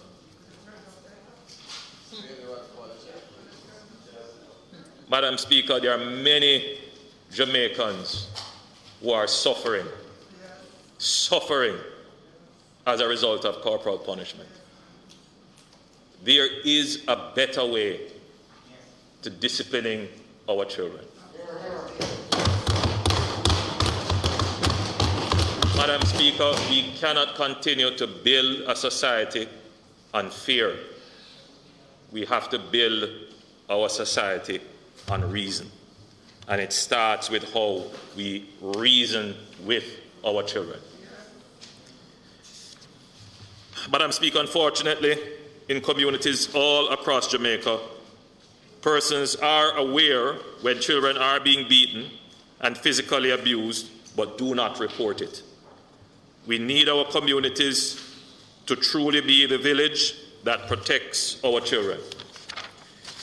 We have all the mechanisms for you as adults to report when our children are being hurt to the Child Protection and Family Services Agency. And children, they too can call Safe Spot, which is exclusively for persons under 18 years old. And Safe Spot, you can get them at 888-723-3776 or direct message at Safe Spot Jamaica on Instagram and Snapchat. For WhatsApp, it is 876-439-519. It is an initiative of the Office of the Children's Advocate, the private sector organization of Jamaica, UNICEF, and it is operated by the Office of the Children's Advocate. In its research into causes of violence and mechanisms to prevent violence, the National Council on Violence Prevention has already highlighted corporal punishment as one of the critical preventative factors that we must address as a nation. I expect to receive a preliminary report, but evidence-based report, on recommendations regarding corporal punishment from the National Commission for the Prevention of Violence in a few weeks. Madam Speaker, the CPFSA, whose mandate is to care and is for the care and protection of children at risk, continues to be our first line of defense in the care and protection of children. The agency has been responding immediately to incidents of violence against our children through a first response system which sees social workers visiting with families, providing counseling support, conducting needs assessment, and creating an intervention plan with the hope that conflicts will be resolved in a more amicable manner and our children will be safeguarded. Madam Speaker, you would have seen in the past few weeks abuse of children in state care. We would have seen the rape and sexual molestation of our children, and we would have seen children being injured and abused in domestic disputes and in domestic situations. It speaks negatively, Madam Speaker, about our society when we can have this kind of unabated violence being displayed. Madam Speaker, I am definitely not comfortable with the level of violence in the society. The government, the Parliament as a body, we have been taking steps. We passed the sexual harassment bill recently. We're taking greater steps to protect our women. And the domestic violence bill is coming up. The next frontier, Madam Speaker, yes, the next frontier, Madam Speaker, is for the government to move decisively with legislative measures to protect our children. Madam Speaker, violence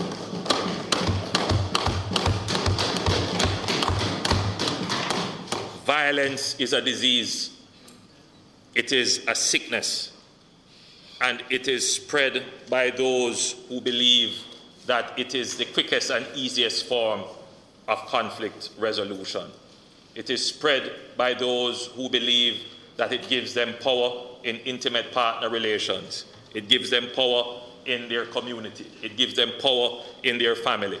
It is the exercise of physical strength and emotional distress on persons to gain power over them, to gain control. It is a form of enslavement of people. It is a threat to our freedom and our physical and emotional well-being.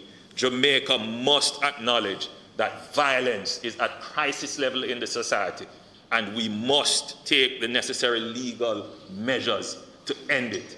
We can end this epidemic of violence in Jamaica. So, Madam Speaker, it must be recorded in the Hansard that we were not quiet when Nashawn was killed. And this is not something that Jamaica stands for or countenance, regardless of those who continue to hold on to it culturally and otherwise.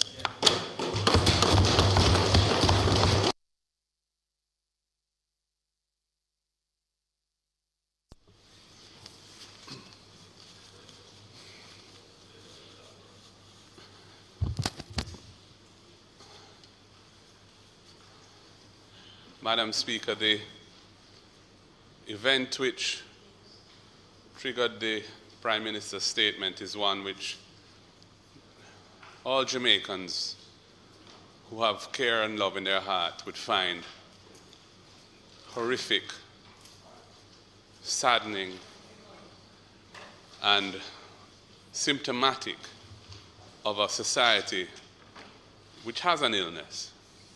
And the Prime Minister has described violence as a sickness or an illness. I think it's an apt description of it. For a 4-year-old boy to be killed, allegedly because he was eating too slowly, by somebody in his domestic setting, it's really unbelievable. And of course, it's not a unique occurrence. That particular set of facts was unique, but violence against children, violence against women, is all too common, all too close to home, all too prevalent in our society. We see it, we hear about it, we watch it in videos, and it sickens many of us who regard violence as being at the heart of the problems in our society. I think that the process of changing the hearts and minds of the people so that violence, instead of being the immediate impulsive recourse to anger, which is what often triggers violence in this country, but instead a more measured, a more considered, a more strategically sound approach to handling the issue that has caused the anger requires a re-education of the nation, a reculturalization of the nation. Banning corporal punishment would be a symbolic step, and I think that is a trend worldwide. Within the culture of the country, you know, we, as a deeply Christian country, spare the rod and spoil the child is still believed to be a sound precept in many homes. Many of us have grown up where some minor form of punishment of a physical nature may have been imparted without any obvious lasting damage. I don't know whether banning it in the form of criminalizing it so that parents face criminal sanctions if they slap their child, if that will be well accepted across the nation, I don't know. But I think that more importantly, what is needed is a public education and a general dissemination of a different set of values, a different approach to violence, especially with vulnerable citizens like little children, women who should be nurtured, cared, protected, homeless persons, the most vulnerable people on the street. We've had heinous murders of homeless people. So I think that law has its role, and for us as legislators, it's always the easiest thing to draw for. It's a kind of generate a feeling that we're achieving something when we pass laws, banning this, banning that. But the reality is that changing behavior takes more than laws. That's why so many of our laws are not enforced and are on the books, sterile, bereft of any real impact. I remember when I was Minister of Justice, bringing legislation to the Parliament to ban flogging and whipping in penal institutions, the cat o' nine tail, the tamarind switch.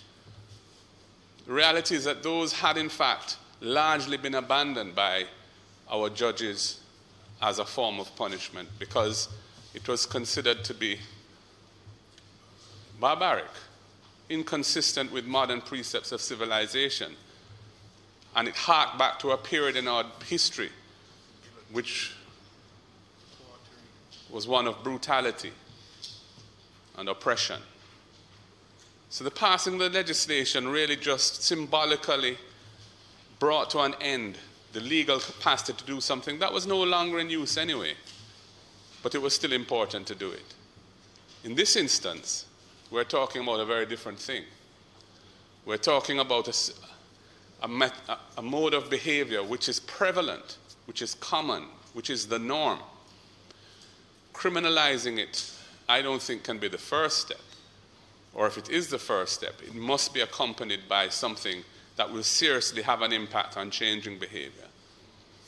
And the law is, on its own, when it intrudes into the domestic sphere of parental relations and discipline, is likely to be insufficient and inadequate if it is not supported by other strategies to change behavior. The reality is that violence against children in this country in the form of parents and other seniors inflicting violence on children is only one of the horrible risks that children face in Jamaica. It seems just as often serious violence against children is as a result of them being innocent bystanders in the violence being committed by gunmen, marauding gangs or criminals who are carrying out reprisals against their enemies. And children just get caught up in that innocently. They happen to be at the wrong place at the wrong time. They are not the persons who are being targeted necessarily. But in Jamaica, we have an unfortunate culture where even if you are not the person who is the wrongdoer in the eyes of the person who's seeking a reprisal, some association, geographic or otherwise, is sufficient to justify shooting which may bring innocent lives to an end. Whether it be a child like Jaheem Bogle, 9-year-old student at Iris Gelly Primary, just riding his bicycle, parking it for a break, caught up in gunfire between men who have an issue and criminals who have an issue, and losing his life. Or a 7-month-old baby on a bed in a house, and guns are fired, a bullet pierces the wall or the window, hits the baby.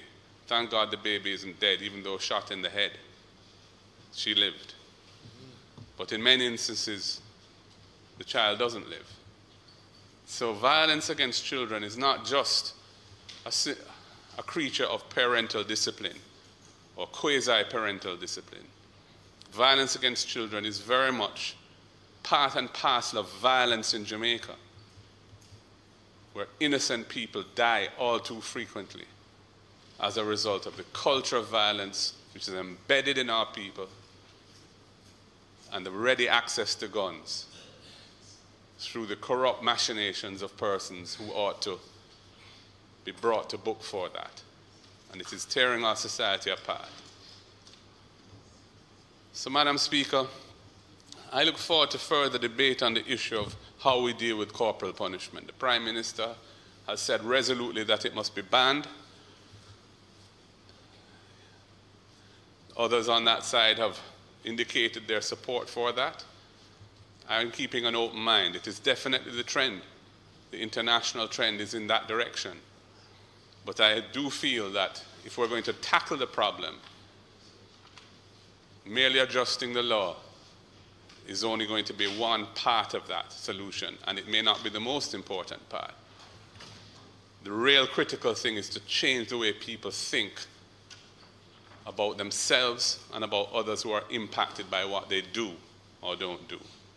Changing their consciousness, getting them to embrace the idea of civility, of tolerance, of care and love, and eschewing violence in all its forms as a way of reacting to annoyance, disrespect, or other causes of anger. I look forward to that debate. I think it's a very important debate, Madam Speaker, and I'm keeping an open mind. Thank you.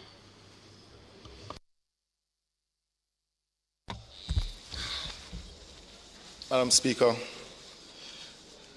I too want to join with the Prime Minister and the Leader of the Opposition, and I guess every parliamentarian and Jamaicans on the death of young Nashawn Brown. But in joining, I think that as the Leader of the Opposition stated, and you Prime Minister, that there needs to be a deeper in-depth look on what is causing so much, not only violence against children, but domestic violence overall in our society. As you stated, that Jamaica is ranked high within the Caribbean and Latin America, where violence against children and just women overall, domestic violence is concerned. But I want to bring to the attention of the Prime Minister and just for us as parliamentarians, as a society, the advent of COVID and the pressure on individuals overall has an effect, an overall effect, especially for those students, those children that have not entered on the face-to-face in school and have been at home for a protracted period of time. That an urgent attempt is made that we get some mental health practitioners in the community or even in the health center. Because it is normal for us that if we see our children at home behaving in a particular way, that we contact a psychologist or a psychiatrist. It's not the norm for a certain sector of our society. And as you said, Prime Minister, that a lot of these violence against our children, domestic violence, because in the case of Nashawn's mother, it was reported that the stepfather turned on her and beat her with a metal rod. You imagine what is happening now in some of these households that have not been reported. But COVID, which is something that has come on us, that most Jamaicans are not really coping with mentally because of the strain of not being able to go out for at least 6 months, a family not being able to, because just remember, Prime Minister, that many of these students that were at home would have turned up to school and even get a meal because of the PATH, being on the PATH program.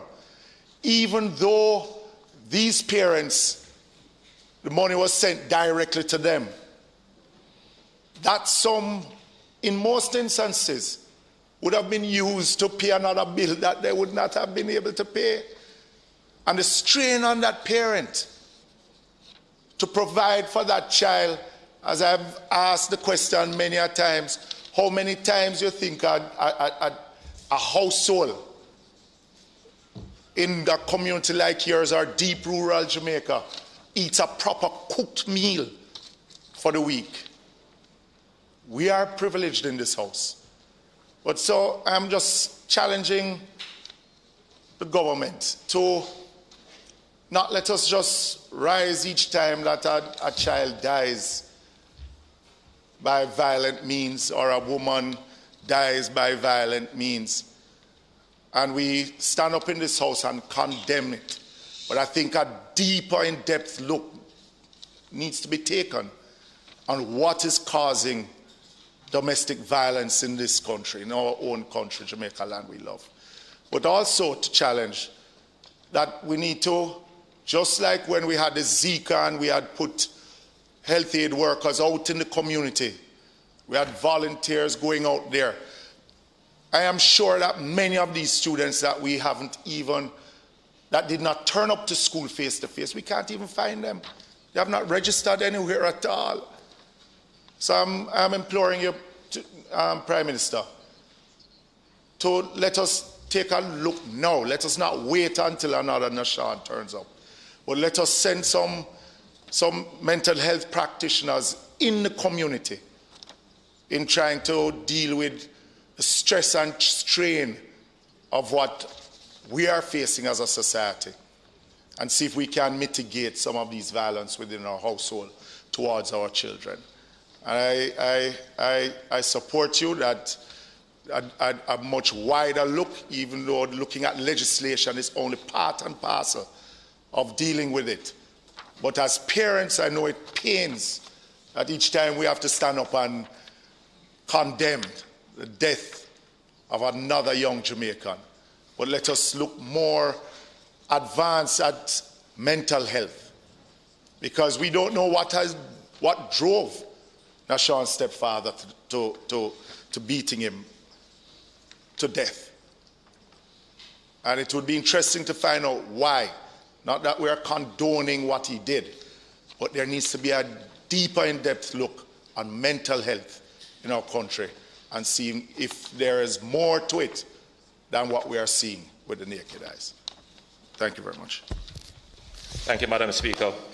Just quickly in responding. Madam Speaker, though some of us in here in the House may have medical backgrounds, some may even be psychologists, and some may be sociologists, we all sit here, Madam Speaker, in one profession, and that is we are legislators. And that is our primary role when we sit in this House. Our job is to pass laws. The laws, Madam Speaker, reflect the standard of the society. So it is not a mere or secondary matter, it is a primary response to social issues. And Madam Speaker, in that regard, whilst I accept that the Leader of the Opposition is supportive generally, I would defer on the point of diminishing the value of passing legislation. It is the important role and function of this House.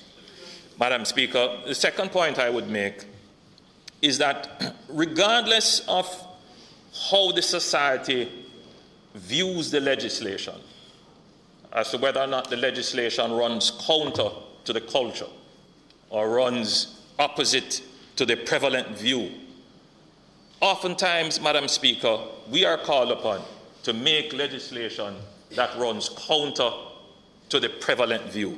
We just did that 2 weeks ago when we passed the sexual harassment bill. It is the common view being held that a man should and can make an advance to a woman, whether or not she welcomes it, yes or no. But this House, because of the problems that we are now seeing that this kind of cultural socialization has created in our society, this House has passed legislation that runs counter to the culture, because it is our duty to lead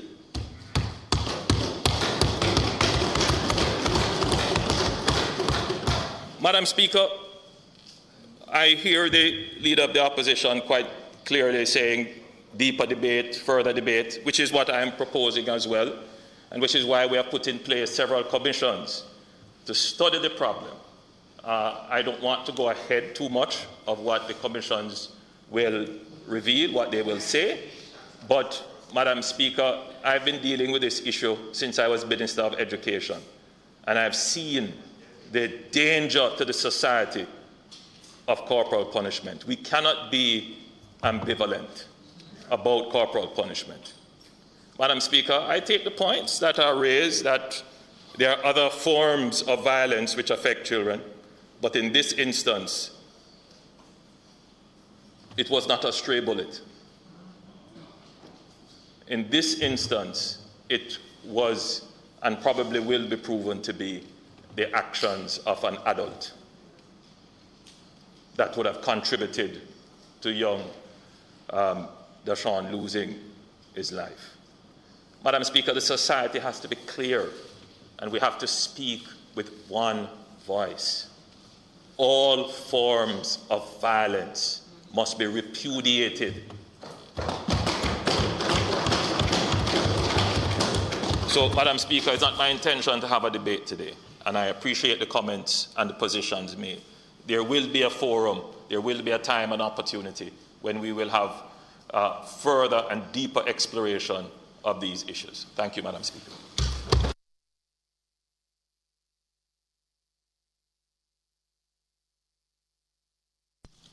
Members, we now move back to the ayes. Those against, the ayes. Public business. Madam Speaker, it is now proposed to open the matter of the reports of the Joint Select Committee on the National Identification and Registration Act. The report was tabled a couple of weeks, 2 weeks ago, Madam Speaker, and at the end of the approval, hopefully, of this debate and adoption of the report, we're hoping to withdraw the existing bill and to, on behalf of the Prime Minister, table a new bill, the NIDS Bill 2021, which would then be debated at the beginning of next term. In addition, Madam Speaker, we have circulated, or the NIDS Secretariat has circulated to the members of the Joint Select Committee, but will make it available to the public and other parliamentarians at large, a draft regulation. Now, we could not table a draft regulation in the House, Madam Speaker. We table final regulations. But when we were debating the bill, Madam Speaker, we observed that a number of matters could be put to regulations. And therefore, the Joint Select Committee said before they actually pass the new bill or recommend the passing, they would like to see what is in the proposed regulations. So that draft regulation, Madam Speaker, have been made to the members of the Joint Select Committee, will be made, as I said, to the public. It will be available at the NIDS Secretariat, and their website number is NIDSFACT, N-I-D-S-F-A-C-T, nidsfact.com. And so it will be advertised, Madam Speaker, so members of the public and anyone can view not only the 2021 bill, but also the draft regulations. Madam Speaker, if I might say, in coming to report to you on the Joint Select Committee report, I was very happy that the Prime Minister asked me to chair the report, and a number of features emerged during our deliberations. Happy to report, Madam Speaker, that we had 31 meetings, which meant that we went through thoroughly, on a regular basis, a number of items. We were able to invite and attract over 100 contributors. And we not only put the matrix and dealt with all the contributions, but after that, Madam Speaker, we had several morning sessions where the committee was able to go through clause by clause the matrix to ensure that we have a bill that would be acceptable to the Parliament and to Jamaica. One or two interesting features will emerge, Madam Speaker, that we want every individual in Jamaica to have a national identification number that is unique. And a number of contributors initially recommended that we use the TRN. I must admit, Madam Speaker, we did not accept it at first. But after further consideration, Madam Speaker, and in discussion with the tax administration and also with the Prime Minister and the NIDS team, we have agreed, it has already been announced, that we would be using the tax administration number as the national identification number. And that is important, Madam Speaker, because if we use a different format or a different number or a different set of numbering, using 9 numbers, you could well have a situation where 2 persons in Jamaica have the same number, one a TRN and one a NIN. Mathematically, that would be possible. So to avoid that, Madam Speaker, we have agreed to use the tax TRN number as the NIN number, which in itself, Madam Speaker, is unique. And what we were able to gather from the tax authorities is that the issuing of the TRN is unique in itself, and it cannot be duplicated or will not be duplicated. It is random.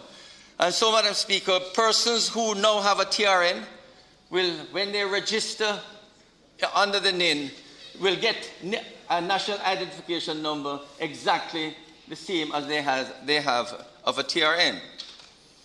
In addition, Madam Speaker, in discussion with the opposition members and the Prime Minister and with the Electoral Commission, they have kindly agreed to be the oversight body.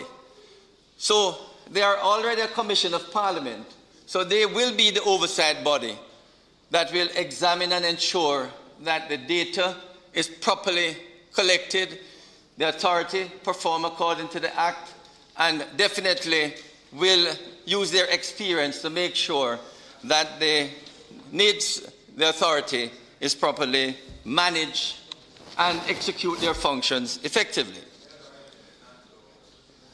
And you will see, Madam Speaker, as I go through in this report, that we decided to strengthen the governance structure of the NIRA, that's the National Identification and Registration Act.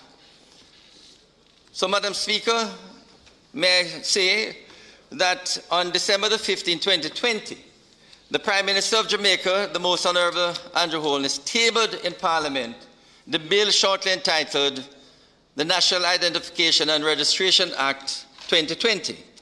In tabling the bill, Madam Speaker, the Prime Minister indicated that this proposed new legislation would go before a joint select committee of Parliament comprising of both houses for intense review and consideration. On December the 18th, 2020, the Joint Select Committee first met and created a meeting schedule with the first official meeting on January the 5th, 2021. Madam Speaker, as a part of the thrust to have the public informed and engaged about the new NIR bill, all meetings were broadcast live. The committee agreed to the holding of 6 virtual town hall meetings across various media outlets, including social media, in order to reach and educate a high-level density of the population on the proposed legislative framework. Madam Speaker, deadline was first put of January the 29th, 2021, but later we extended it to February the 15th, 2021. As I indicated, Madam Speaker, over 100, to be exact, 102 contributions came in from organizations and members of the public. Madam Speaker, these individuals, groups, organizations and entities began their submissions on February 11th, 2021. On May 11th, 2021, the committee commenced the clause-by-clause review of the bill after hearing and interrogating all the submissions. The Joint Select Committee, Madam Speaker, held its final meeting on June 30th, 2021. I am happy, Madam Speaker, that we have now completed and tabled a comprehensive report that is reflective of the policy as well as the important input from the general public, stakeholder groups, associations, and so on. So, Madam Speaker, this is the report which was tabled 2 weeks ago. And it has not only a 20-page report, but also the suggested amendments to the existing bill. Madam Speaker, the report highlights various observations and suggestions made by the public. Your committee, Madam Speaker, considered these submissions and have made several recommendations for amendments to the NIR Bill 2020. These amendments, Madam Speaker, will serve to strengthen the proposed legislative regime. And the recommendations, Madam Speaker, I will group under 4 broad headings: to recognize and protect the right to privacy of an enrolled individual, particularly as it relates to the protection of an individual's data and identity information. Secondly, Madam Speaker, to strengthen the organizational and governance structure of the authority. Thirdly, Madam Speaker, to strengthen the independent oversight of the authority. Fourthly, our discussion on the penalties, varying many of the penalties. And finally, Madam Speaker, to look at the eligibility of persons to the NIRA. Madam Speaker, the right to privacy and the security of identity information from identity theft and identity fraud were recurrent themes during the submissions and deliberations of the committee. It is important to note that the bill currently reflects a strong core of security measures and requirements so that from a security standpoint, identity information will be protected. The committee, Madam Speaker, does not recommend any major changes to that overall framework. However, Madam Speaker, the committee suggests the following amendments so that the bill possesses a strong legal framework to ensure that the constitutional right to privacy is acknowledged and protected. Firstly, Madam Speaker, it is clear from a reading of the current bill that the authority must observe and comply with the Data Protection Act in order to fulfill its functions. There were many submissions, Madam Speaker, which suggested that the authority should not be operationalized until after the Data Protection Act has been put in force. And Madam Speaker, this was accepted. So, Madam Speaker, we heard from the Minister Vaz that the Data Protection Act is about to be operationalized. Until it is operationalized, Madam Speaker, the NIDS bill will not come into operation. But moreover, Madam Speaker, under the present Data Protection Act, they have a 2-year moratorium before they start to examine data collected. We are asking for change to the Data Protection Act for that moratorium to be waived with respect to the National Identification and Registration Act. So what this means, Madam Speaker, is that the moratorium will be waived, and therefore the data protection, the information controller will be immediately allowed to examine what is happening when the NIDS bill comes into operation. So, Madam Speaker, your committee, noting that the authority will be in a unique position of great responsibility, recommends that the Data Protection Act be amended to exclude the authority from that moratorium. This would mean, Madam Speaker, that the authority would be held to a high level of accountability and transparency from day one of its operation. So you see, Madam Speaker, this bill, even if it is passed in September of this year, it will not come into operation until the Data Protection Act is in operation. And once the Data Protection Act is in operation, then the bill, the NERA, will come into operation thereafter, because it will be subject to all the terms of the Data Protection Act. Second, Madam Speaker, specific provision was also made to ensure that enrollees make an informed decision upon application to become enrolled in the system. The committee therefore recommends that upon enrollment, the applicant be advised that in line with the Data Protection Act and the disclosure provisions under this Act and Jamaican law, the authority is mandated to retain minimal identity information. This, Madam Speaker, is to guard against identity theft and fraud, and indeed to protect the identity information of the previously enrolled individual. What this means, Madam Speaker, this is a voluntary bill, and the person can ask to resign or ask to withdraw from the enrollment. But in withdrawing, Madam Speaker, the enrollee also has a right to register again. But if there's no information available, Madam Speaker, that enrollee could enroll a second and a third time in a different name, with a different, and getting a different NIN, and that, Madam Speaker, would be committing fraud.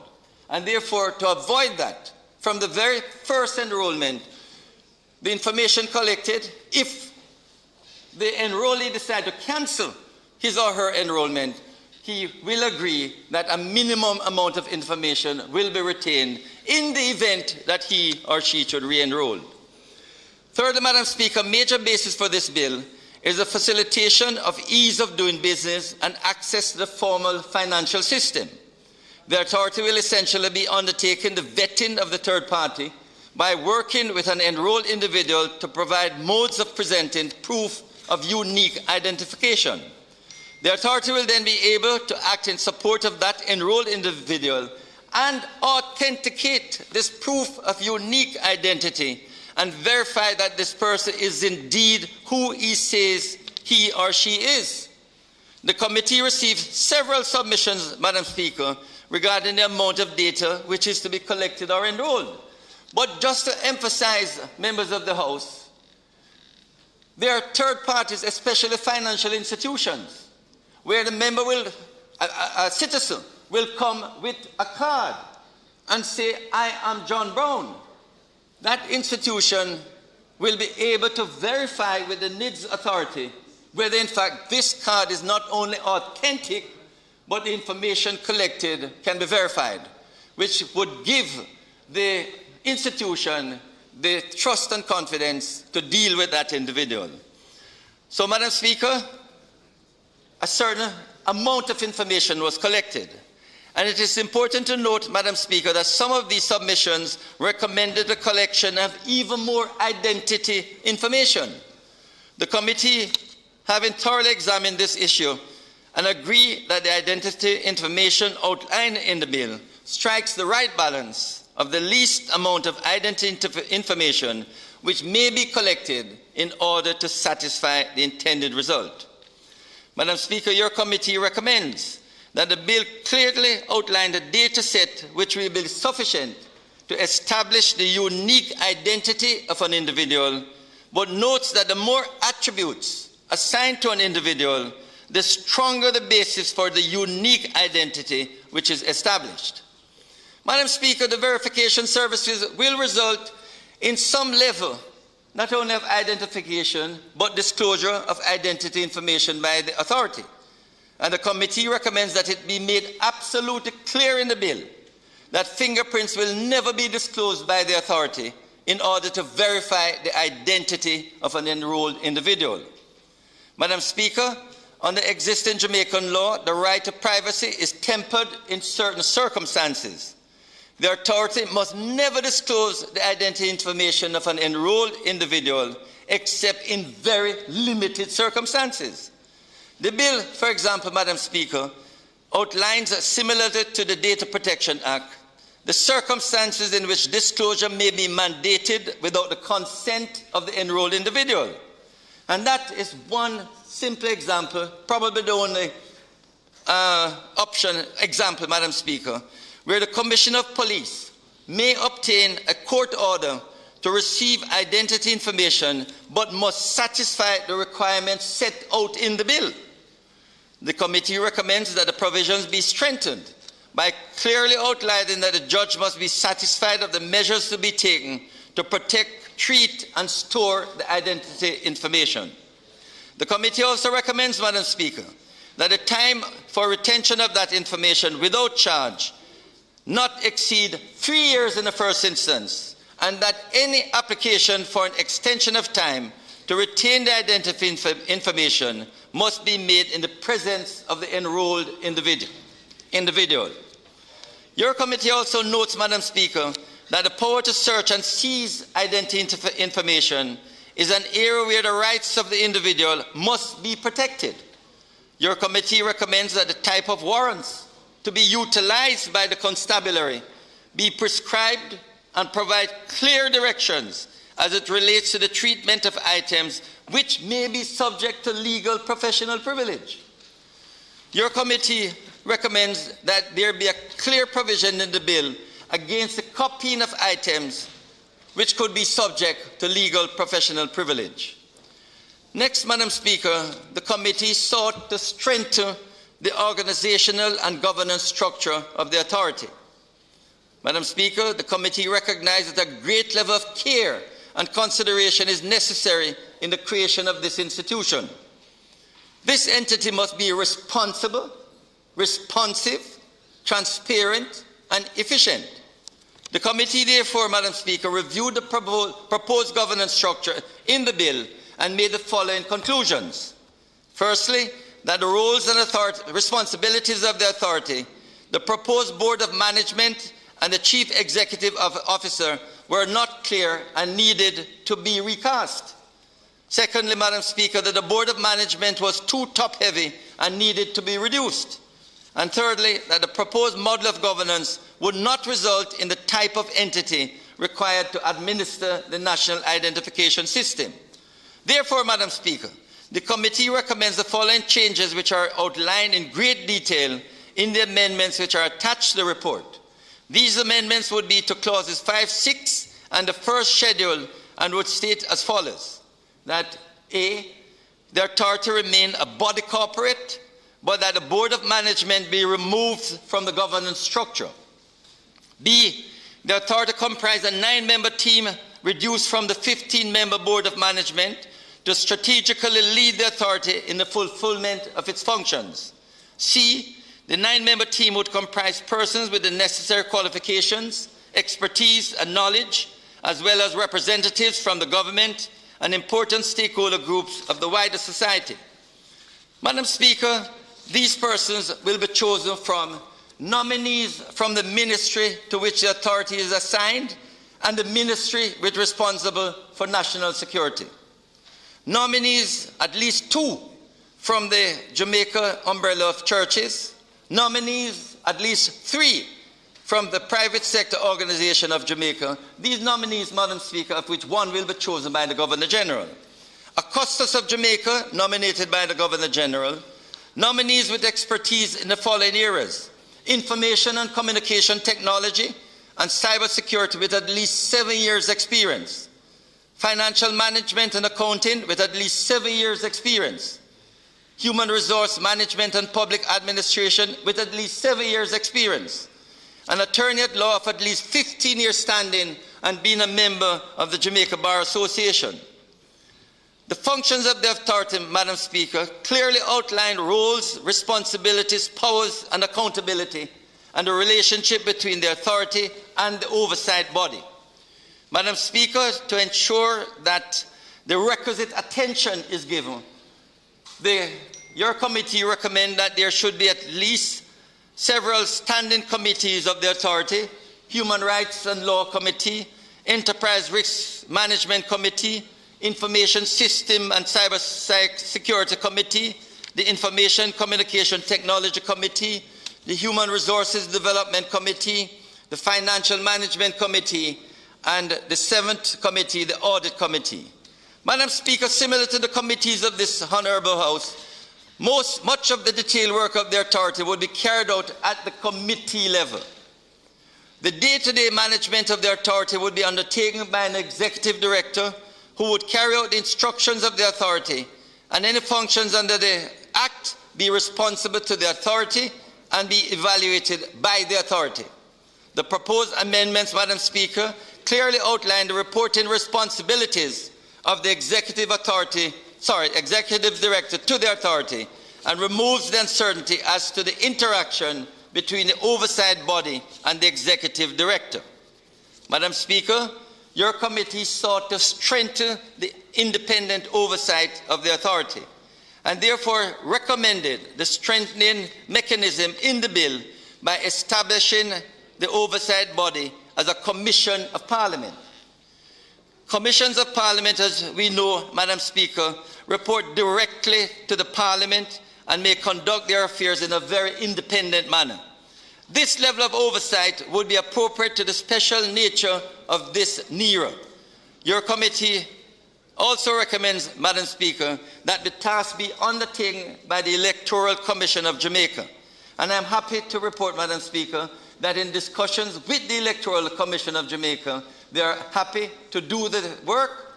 And I have no doubt, Madam Speaker, that the Electoral Commission possesses the wealth of experience and knowledge to treat with identity information, and their knowledge and expertise will ensure that the trust and confidence that will be needed for the NERA will be upheld and will be respected by the Jamaican public.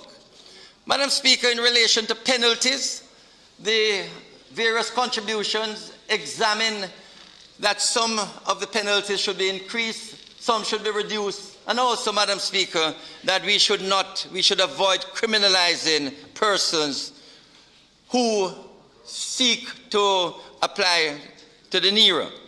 So, Madam Speaker, after much consideration, your committee recommended the offence framework be amended to reduce the risk of unnecessarily criminalizing applicants and enrolled individuals. Secondly, increase or decrease penalties where necessary. Thirdly, enable an offence to be tried in the parish court and/or circuit court. The committee recommends that a breach of the duty to maintain secrecy and confidentiality be triable both in the parish and circuit court. The penalty at the parish court was increased to a maximum fine of $3 million or up to 3 years imprisonment or both. At the circuit court level, in keeping with the Data Protection Act, breach of the duty may result in up to 10 years imprisonment or fine or both imprisonment and fine. Finally, Madam Speaker, I wish to highlight the recommendation that the bill clearly indicate that all Jamaican citizens are eligible to enroll in the system. Secondly, the bill clearly indicates that only those legally resident in Jamaica may enroll in the system. And thirdly, Madam Speaker, the authority be provided with timely information in order that only those eligible to enroll are in fact enrolled in the system. Madam Speaker, you will note that this thorough examination and consideration of the bill, submission received and recommendations resulted in extensive amendments. These proposed amendments, Madam Speaker, are appended to the report by insertions in the tabled bill for ease of reference. Madam Speaker, your committee at this time also make the recommendation that the bill be withdrawn and a new bill incorporating the suggested amendments be tabled almost simultaneously. Madam Speaker, as chairman of the committee, I want to recognize all those who participated in this process. Allow me to recognize and thank not only the parliamentary team, the members of government and opposition of both houses, the NIDS technical team, the director of the Legal Reform Department, the Chief Parliamentary Counsel, the Solicitor General and our team at the Attorney General's chambers, the media, and most importantly, Madam Speaker, the public who would have participated through numerous submissions. Madam Speaker, I want to thank all of them who participated. So, Madam Speaker, I hereby now commend the report of the Joint Select Committee tasked with reviewing the bill shortly entitled the National Identification and Registration Act 2020 to this Honourable House for consideration and approval. Thank you, Madam Speaker.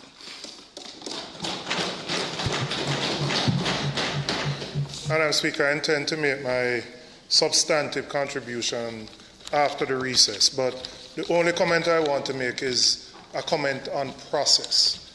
And I'm sure, and I want to commend the Justice Minister who chaired the Joint Select Committee for his efficiency, for ensuring that all views contended, and for managing the process in an expeditious way. The issue of process in the development of legislation is as important as the legislation itself. And from what the Minister reported, we have benefited from the input of a wide cross-section of stakeholders. We have had an opportunity as a committee to examine the recommendations that have been made, and the bill that is being presented here is far richer, far better, because of the Joint Select Committee process. And I'm simply making the point, we could have had a NID, sir. Yes, I know, I'm going back to it. Long ago. Yes, if we had simply subjected it to this process and a bill that would have been far better, that we didn't have to go to court about. So I commend, and you should thank me for doing it, because we have a better bill now. But I want to commend the Minister again and to say, as we consider legislation, process is as important as the legislation itself. Thank you.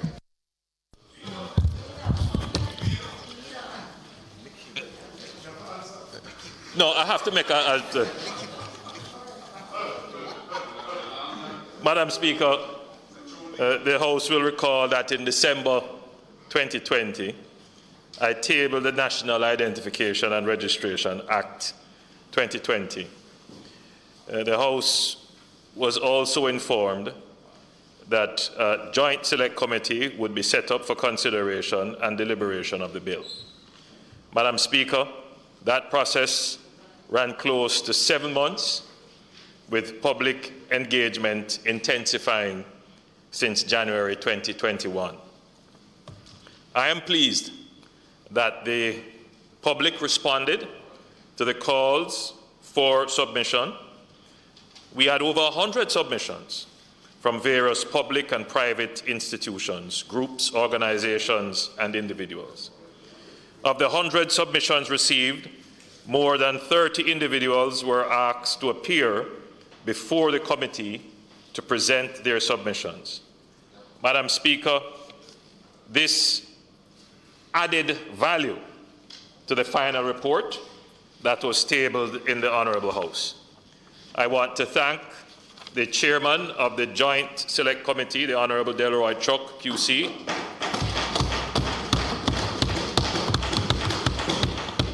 for ably overseeing the Joint Select Committee process. I also want to recognize and thank the parliamentary team, members of the government and opposition of both houses, the NIDS technical team, the director of the Legal Reform Department, the Chief Parliamentary Counsel, the Solicitor General and her team at the Attorney General's Chambers, the Jamaica Information Service, the PBCJ, the media, and most importantly, the public who would have participated through their submissions.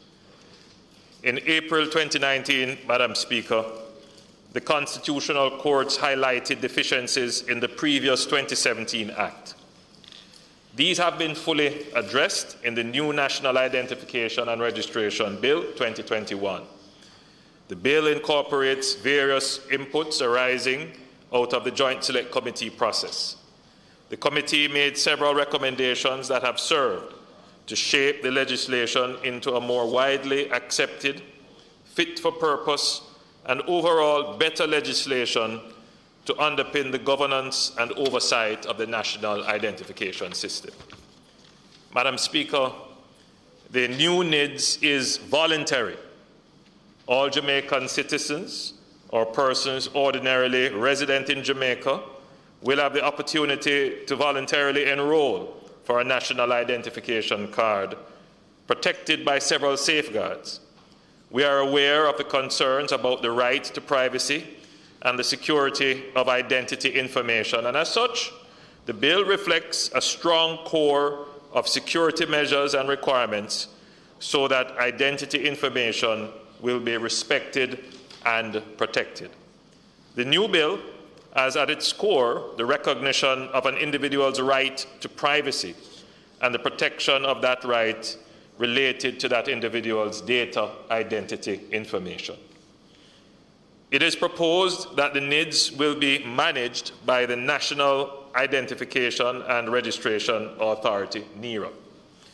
The new bill introduces provisions that serve to strengthen the proposed authority by clearly outlining the governance structure and functions of the authority.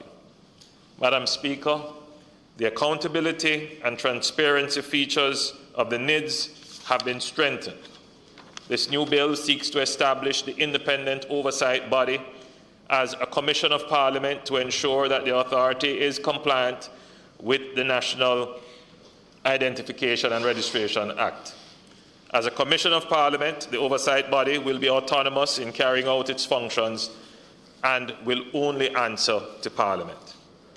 In addition to providing for a voluntary enrolment process into the NIDS and the establishment of an authority to manage the operations of the NIDS, the new bill will also provide for, one, a stronger independent oversight body to monitor the authority and report its findings to Parliament, the collection of only minimum identity information, greater data protection and security mechanisms, and four, a more appropriate offence regime with penalties that reflect the gravity of breaches of the legislation.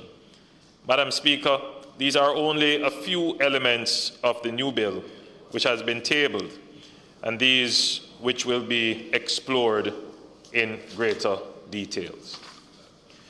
The government is aware of the need to continue to educate Jamaicans about the proposed legislation. Over the next couple of months, the NIDS Project Executing Unit will be embarking on a series of sessions to explain the legislation and educate Jamaicans about the NIDS and its benefits. Let me remind the public that they can also learn more about the NIDS and its identity by logging on to nidsfacts.com. Madam Speaker, I'm pleased that the new bill reflecting the input of several submissions will now be tabled and is ready to be debated. There is a lot to be gained from implementing a national identification system, and at the end of this process, we know, Madam Speaker, we would have secured major improvements for the delivery of service to our population. The COVID-19 pandemic has highlighted the critical importance of the government being able to identify our citizens in order to serve them better. Madam Speaker, the legislation having been redrafted to incorporate the recommendations of the Joint Select Committee, I am pleased to begin the debate on the bill shortly entitled the National Identification and Registration Act 2020. And Madam Speaker, the Minister of Justice will table, as I said earlier, the new bill on my behalf and will lead the debate on the new bill. I'm hoping that we can debate and conclude it after our parliamentary recess. Madam Speaker, just as a quick response to my friend opposite,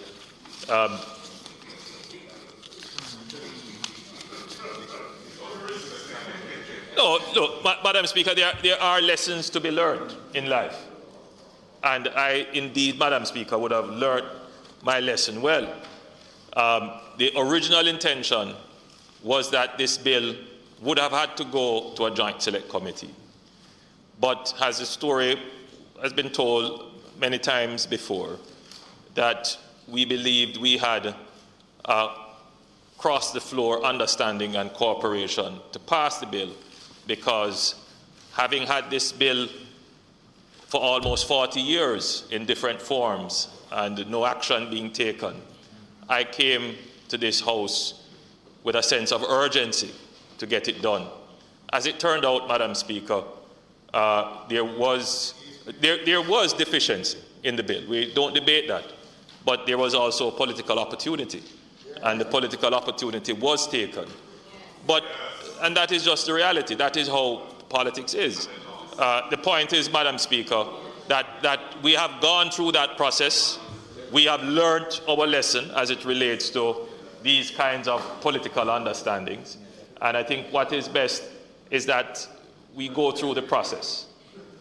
Even if it is urgent, even if it is something that makes sense, it always benefits the process to have several minds and all perspectives come to contend on what it is that should be the outcome. And I believe, Madam Speaker, we have presented to Parliament a bill that is robust, that meets all the concerns, that assures the country, and at the same time will ensure that Jamaica can move very quickly to become a digital society and a more inclusive society by government being able to properly identify its citizens. Thank you, Madam Speaker. Madam Speaker, I want to thank the Prime Minister and the member from South East St. Andrew, and now ask the House to approve the bill. Members, the report, Madam Speaker. The question before the House is that the report be now approved. Those in favour? Aye. Those against? The ayes have it.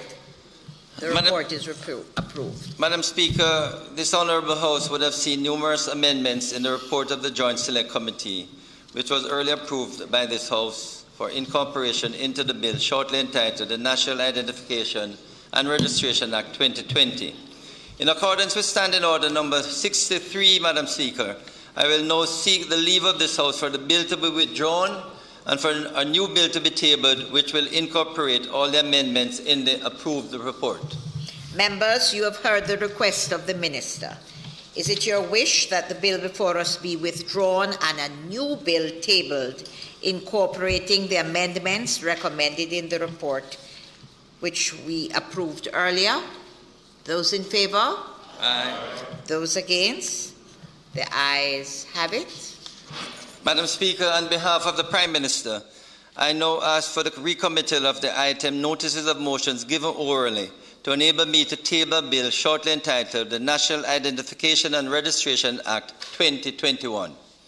Members, the question before us is that the item notices of motion given orally be committed to enable the Minister to table a bill shortly entitled the National Identification and Registration Act 2021.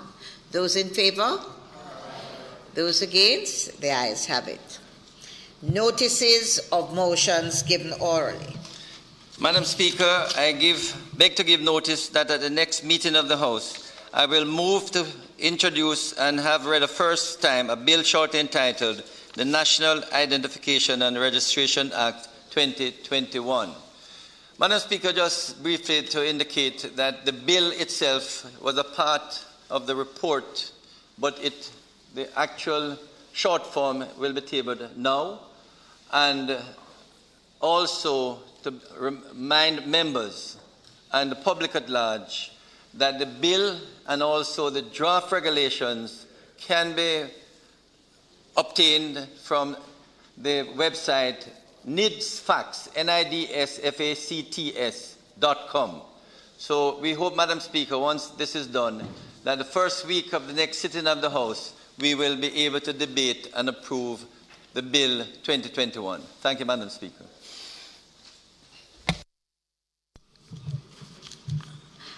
Members, I also want to let you know that it will also be on the Parliamentary website, so we can have a look at it from there. House Leader, Dr. Chan. Madam Speaker, the Minister of National Security, please. Dr. Chang.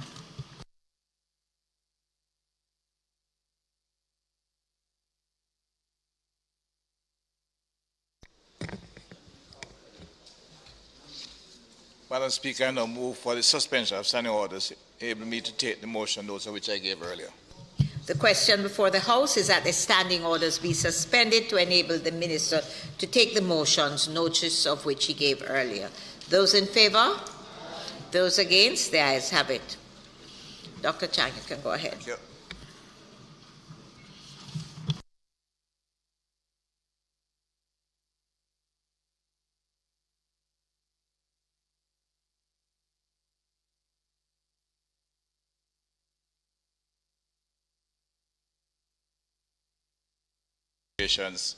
In all 5 years where a zone is currently imposed, as outlined in the preceding resolutions. Given the short-term reporting that is stipulated by the Act, the zones of special operations will likely expire during the period of parliamentary recess. As a result of this, today's request for extension is designed to ensure continuity of the significant work that is being done within the zones. Madam Speaker, the effectiveness of the zones of special operations is devoid of debate. The Clear Hold Bill principle that undergirds this measure has positively impacted the lives of the residents of these communities. By any measure, the zones of special operations have been successful as a tool for restoring order, reducing criminal violence and reprisals, and creating a safe environment for social and infrastructure development. So, Speaker, this has been repeated several times, but Madam Speaker, I find it useful because I had the opportunity very recently of addressing a public civic body. And it's like they're hearing the word clear hold and bill for the first time. The government will continue to utilize the appropriate tools and implement necessary policies and programs to ensure the safety, security, and well-being of the people of Jamaica.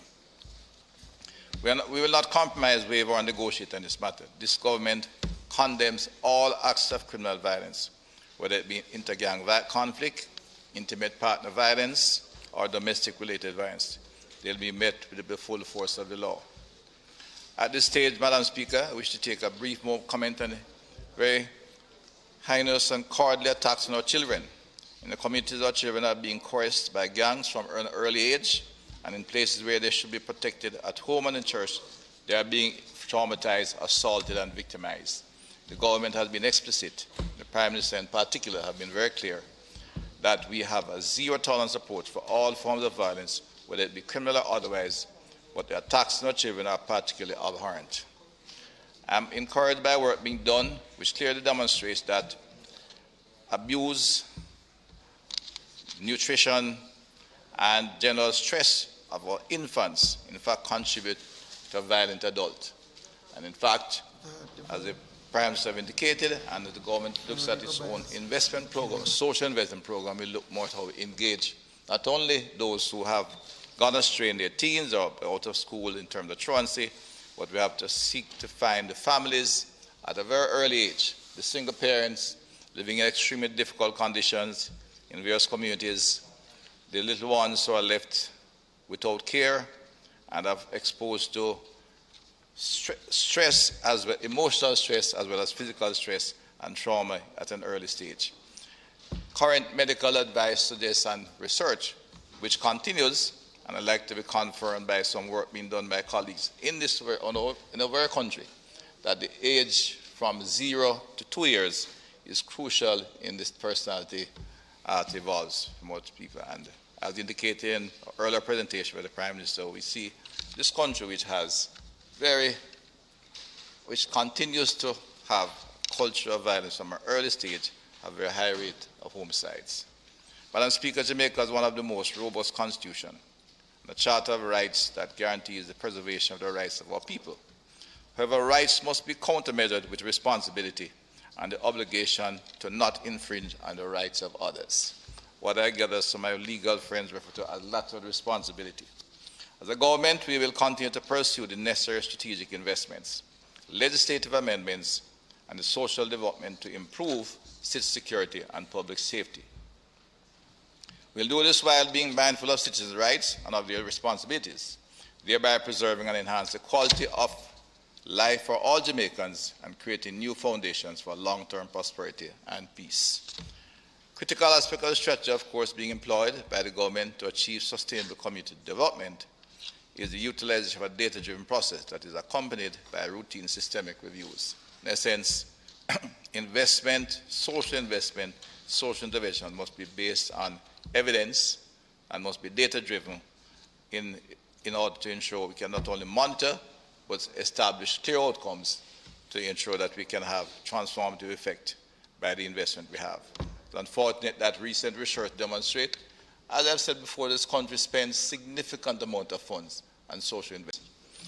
In order to pursue the build phase effectively, accurate socio-demographic data is being acquired and the entire population of the zone. This is the identified requirement as we move into a new era after well over a year of operation of the zones of special operation. This will facilitate the kind of monitoring I alluded to earlier, establishing timelines and deliverables and measuring outcomes in order to ensure that an impactful and successful social investment program is effected in all these communities. As this current extension draws close to its expiration, we continue to engage in this process of review and assessment of the zones. The approach reaffirms that the community is the heart of the Jamaican society. The concept and implementation of zones have demonstrated that enhanced security measures can effectively deliver community safety and security while setting the conditions for development. There is no question today that this is being achieved, Madam Speaker. It has been recommended, therefore, that the zone of special operations in the communities of Mount Salem, Denham Town, August Town, Greenwich Town, and now will be extended for a further period of 60 days. Madam Speaker, the zones of special operations are essentially a tool for development and transformation. The government has implemented a three-tiered, clear hold and build approach to community transformation through strategic investment and coordinated intervention within. Within this context, the build phase continues to take premise from Denham Town and Mount Salem. Greenwich Town and August Town have now transferred to the hold phase while developing the build phase, where now it is at the clear phase. Certainly in the Mount Salem in particular, which was one of the earliest declared, we have seen the major transformative effect. Work is in the build phase to continue in Denham Town, but I think only last week when we had the privilege of opening a new police station in Mount Salem, we could see the impact on the community and sense it from the community. The police station itself is a symbol of new thinking, and those who have been maybe a bit critical of our approach to security development and police transformation, take a look at the Mount Salem police station. It's a community police station. I will not seek to describe it, but we'll have in there support for domestic violence mitigation center, SISOCA, and other service facilities in the police force. But the actual design, structure, and layout demonstrate the kind of police work facility a modern working office that is required for our professionals who do law enforcement work. Madam Speaker, with respect to operational outcomes as well as the accountability procedures of the members of the Joint Forces, in accordance with Section 9 of the Act, the Joint Command have continued to provide the 10-day reports for the activities of the zones. The ministry paper has been laid. I must further underscore that the level of professionalism, however, I must underscore the level of professionalism displayed by the Joint Forces in all these areas is outstanding and welcome. There has been significant reduction in criminal activities across all 5 zones. I wish to assure the residents that the Joint Forces, which comprises members of the Jamaica Defence Force, the Jamaica Conservative Force, will continue to provide the necessary support to rid the communities of violent producers, gangs, illegal weapons, and ammunition, contraband, as we build these communities. Madam Speaker, the replication of the clear hold and build policy will have implications for all challenged communities. Our social investment activities have been restructured to ensure accountability and inclusion. We are giving particular emphasis to the utilization of social demographic data in order to achieve meaningful, sustainable, and successful community development. The details of the work that is being done within the zones are available in the ministry papers, which have been distributed to all the members, but I expect that we will take the opportunity to visit a number of them and see what is happening. We're at the stage where, certainly in Mount Salem, and we are seeing increasing improvements in the Denham town section and other communities as we operate. Madam Speaker, we seek the affirmation of the House of the 5 resolutions laid. Acting on advice of the National Security Council in accordance with the law, reform those of Special Operations, Special Security and Community Development Measures Act, and in accordance with Section 5 of the Act, which stipulates that the Prime Minister and Council, after consultation with the Joint Command made by order subject to affirmative resolution of the House of Representatives, extend the period referred to in Section 4.3. The Denham Town, Mount Salem, Greenwich Town, August Town, and Norwood Zones of Special Operations, Special Security, and Community Development Measures Act to be extended for a further period of 60 days.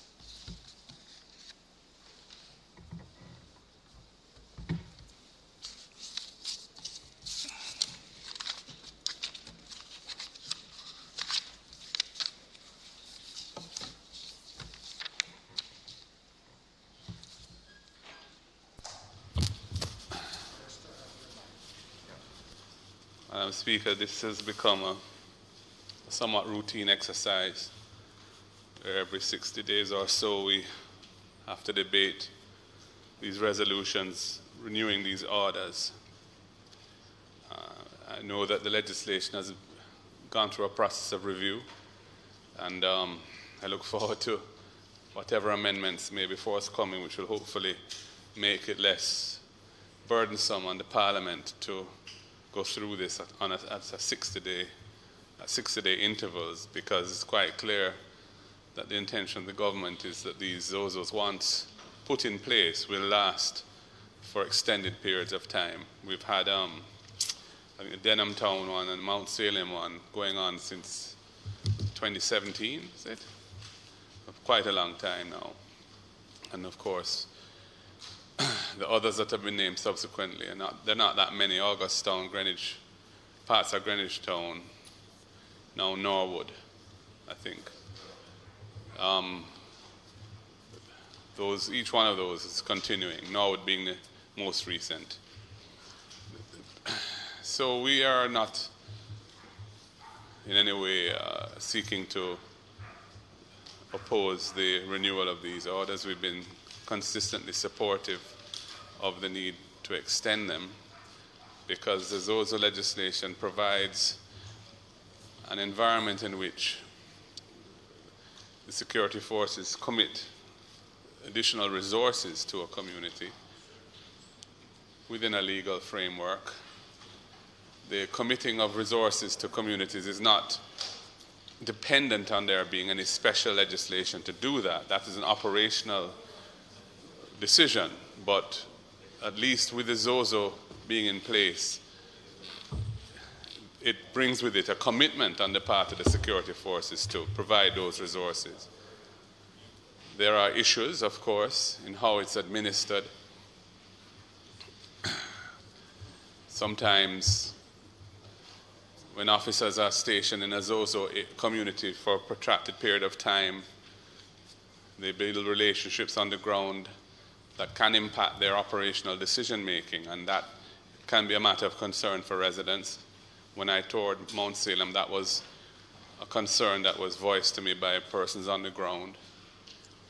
The whole question of where the soldiers or police are stationed is very important, because the nature of these communities is that what is happening at a checkpoint may be peace and safety, whereas what is happening 100 yards away may be sudden destruction. And the need for mobility and covering the critical areas which are strategically vulnerable was another area of concern.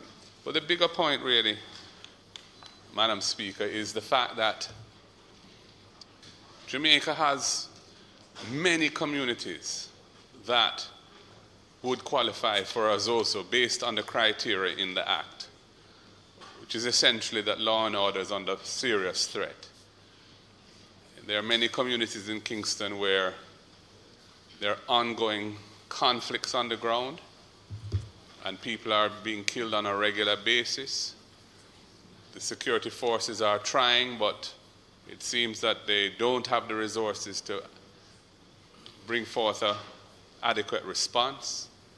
And so the residents are insecure, they're afraid, some of them move out if they can, and the situation is not being managed or responded to in any meaningful way by the government.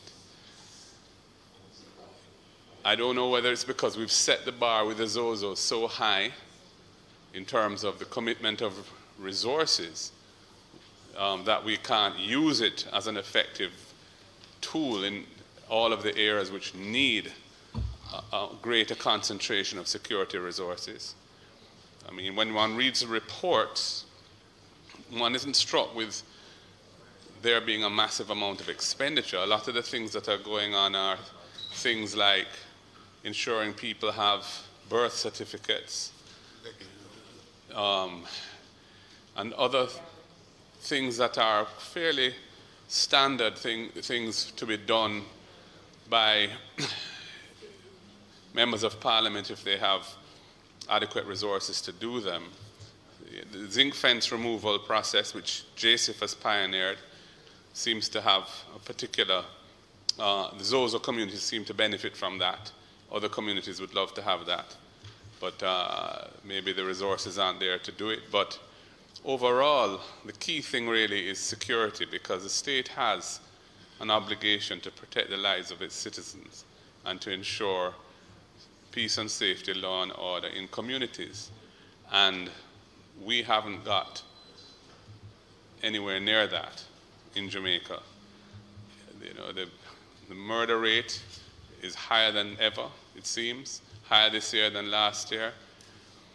And the ZOSO mechanism, which we're hoping will bring some kind of long-term crime reduction in the few communities where it has been deployed, is not really making a big difference on a national scale. And we need something to make a difference on a national scale, because 5 or 6 communities, whatever it is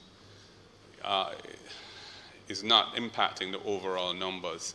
And there are many, many other communities that have situations which are just as bad or worse than the communities which are now subject to the ZOSOs. But they do not have the concentration of security assets to ensure peace and safety in those communities. And it is a problem. We don't know the criteria that is employed in deciding whether to put a ZOSO in or not. For example, we know Central Kingston has been going through a major crisis of security. There have been demonstrations on a regular basis by women from the community and their political representatives. There have been letters written to the Prime Minister and others, but there's been no ZOSO there. But one was put into Norwood sort of out of the blue. So we don't know what the calculation is that leads to those decisions. That's not a transparent process. The law does require, I believe, the advice of the Chief of Defense Staff and Commissioner of Police, and requires that the situation must be one in which there is a breakdown of law and order and serious risk to life and limb. But that, as I've said already, applies in many, many parts of Jamaica currently. So we don't know on what basis the choices are made. This year, I don't know how many Zosas have been declared this year, and Norwood. I'm not sure if Augustown was this year or last year, but they're few and far between. And when they are chosen, it begs the question, why community A rather than B, C, D, or E?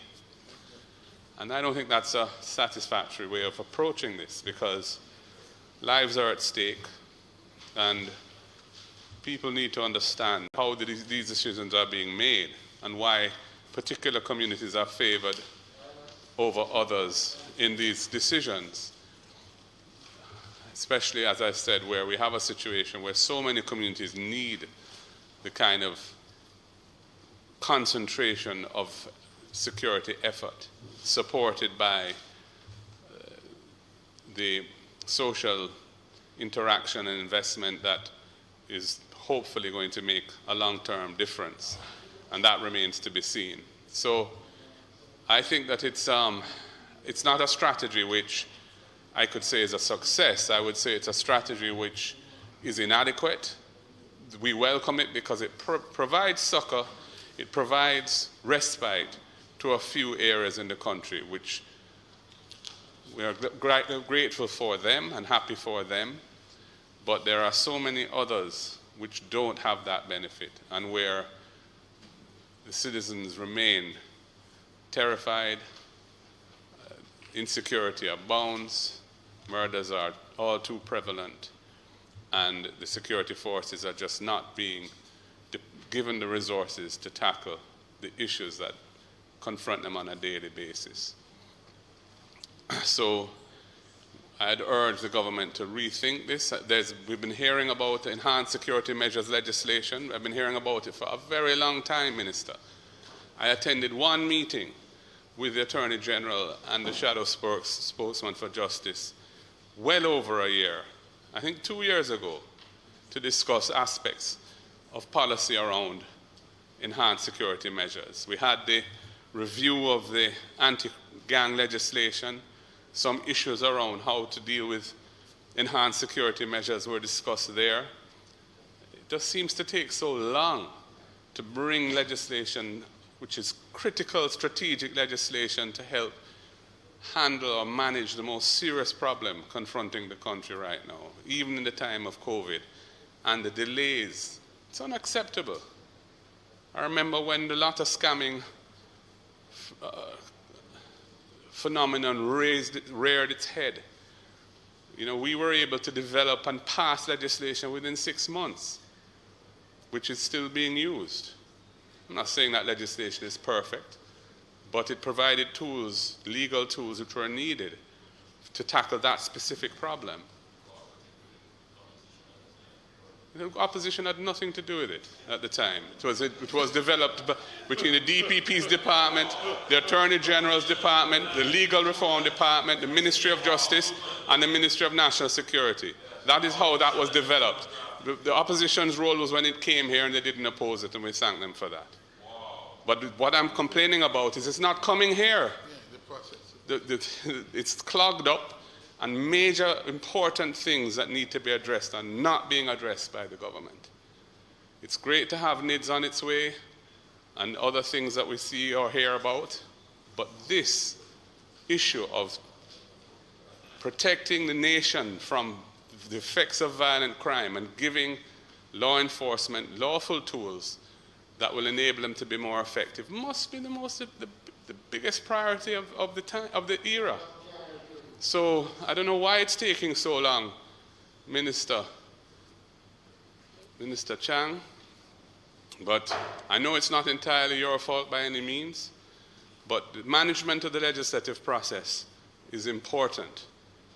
It has to be managed in a hands-on way by the Attorney General or the Minister of Justice. Unless that happens, it drifts. And it can't allow critical strategic pieces of legislation to drift. That is poor government and mismanagement of the affairs of the country. So I urge you to step on that particular pedal and press it as hard as you can so we can get that legislation here and we can debate it. If it's far-reaching, it may have to go to a joint select committee. But if it does, that process, I'm sure, can be managed efficiently so that it goes through that rigorous review quickly and becomes law. So, Minister, we support the ZOZOs. We will vote in support of this routine extension, but it is an inadequate measure. It doesn't have the national impact that is needed, and much more needs to be done by the government on this matter. Thank you. Madam Speaker, I'll be very short because it really is just a matter of, again, remaining consistent and on the record. The fact is that I've been saying, and the Minister and I have had these discussions from time to time, which is that even as the ZOZO seeks to mobilize resources, and we are told that the ZOZO, the costs are significant and therefore they have to be few and far between. But we have agreed, and the Minister has said here in this House, that there are other measures that are lesser measures that can focus on specific aspects of the problems in particular community. And yet, even as we continue to engage in the discussion, we're not able to move anything. So today, even as I sat here, I got a call that 3 people were killed in Riverton again. And that's just almost an everyday occurrence. Yeah, 3 persons were shot. But they had a gunfight with the police, I'm told.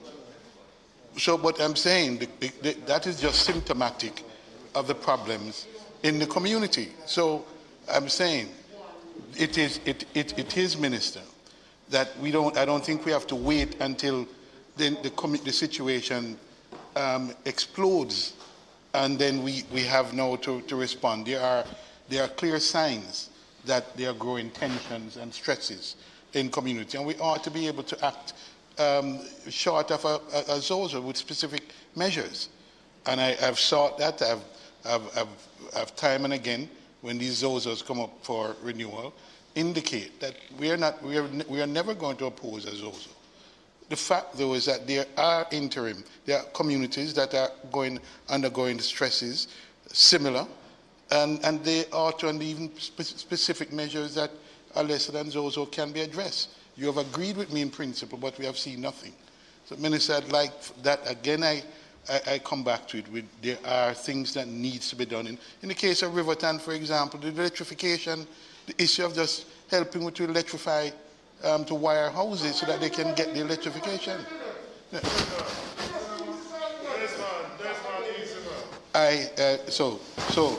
Minister, the minister responsible knows. The minister responsible knows that I was the first to write to the PS requesting assistance in that regard in Riverton. I was the first, and it has not yet been thing. I've spoken to the minister about it. He knows that I've spoken to him about it, and yet nothing has happened.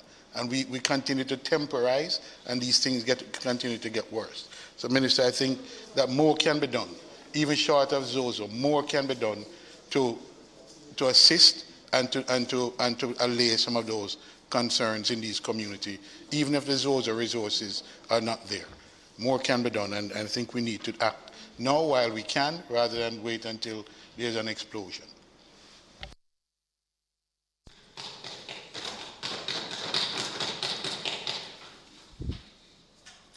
Madam Speaker, I know this has become routine, but I think we have reached an important juncture.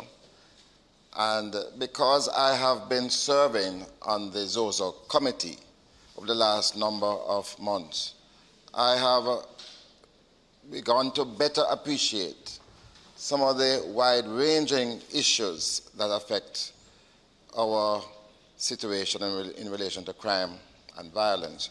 We've spent, Minister, under your able chairmanship, an inordinate amount of time looking at both the coercive action of the state to combat crime and violence, but very importantly, we have gone into so much detail and assessment on the social side of the equation. And I think we are coming to the resolution that there might be the need for greater focus and effort on the social side. And I don't want to preempt the work of the committee, but I know that we are working on a time frame to achieve a report back here, because the aim is to do a complete revision of the Zozo Act.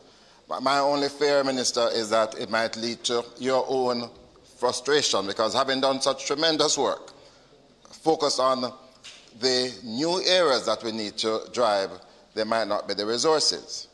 But my intervention is going to be brief, because the Minister and I, we have been working closely in relation to some of the issues that I myself face in the Eastern Division. And I don't want to reveal secrets, but it is clear that we are going to need a lot more support, especially internationally, in relation to the combating of crime and violence. Madam Speaker, I don't know where so many guns come from. I don't know where so much shots come from. Well, I do know. It is not here. It is from overseas, and it is funded from overseas. And I believe, Minister, at this stage, it might be useful for international partners to really assist us more. And I tell people overseas that you can help your community by sending a sewing machine to the girls on the street to assist them, by sending a block making machine to help the so-called idle youth. Don't send them no gun. Don't send them no ammunition.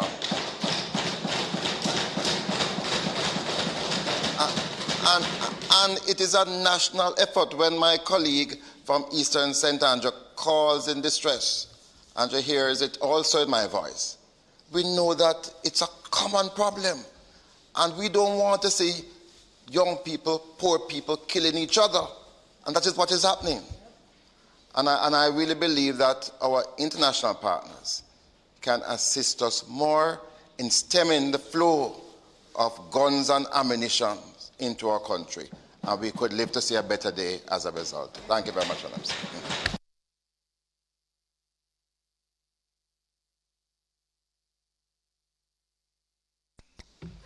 Madam Speaker, first I may thank the colleagues for the support extended, but without taking too much of your time, I'll comment on a few of the points raised. The Zones of Special Operation Review legislation the report should be ready after one more session, which I think takes place later this week.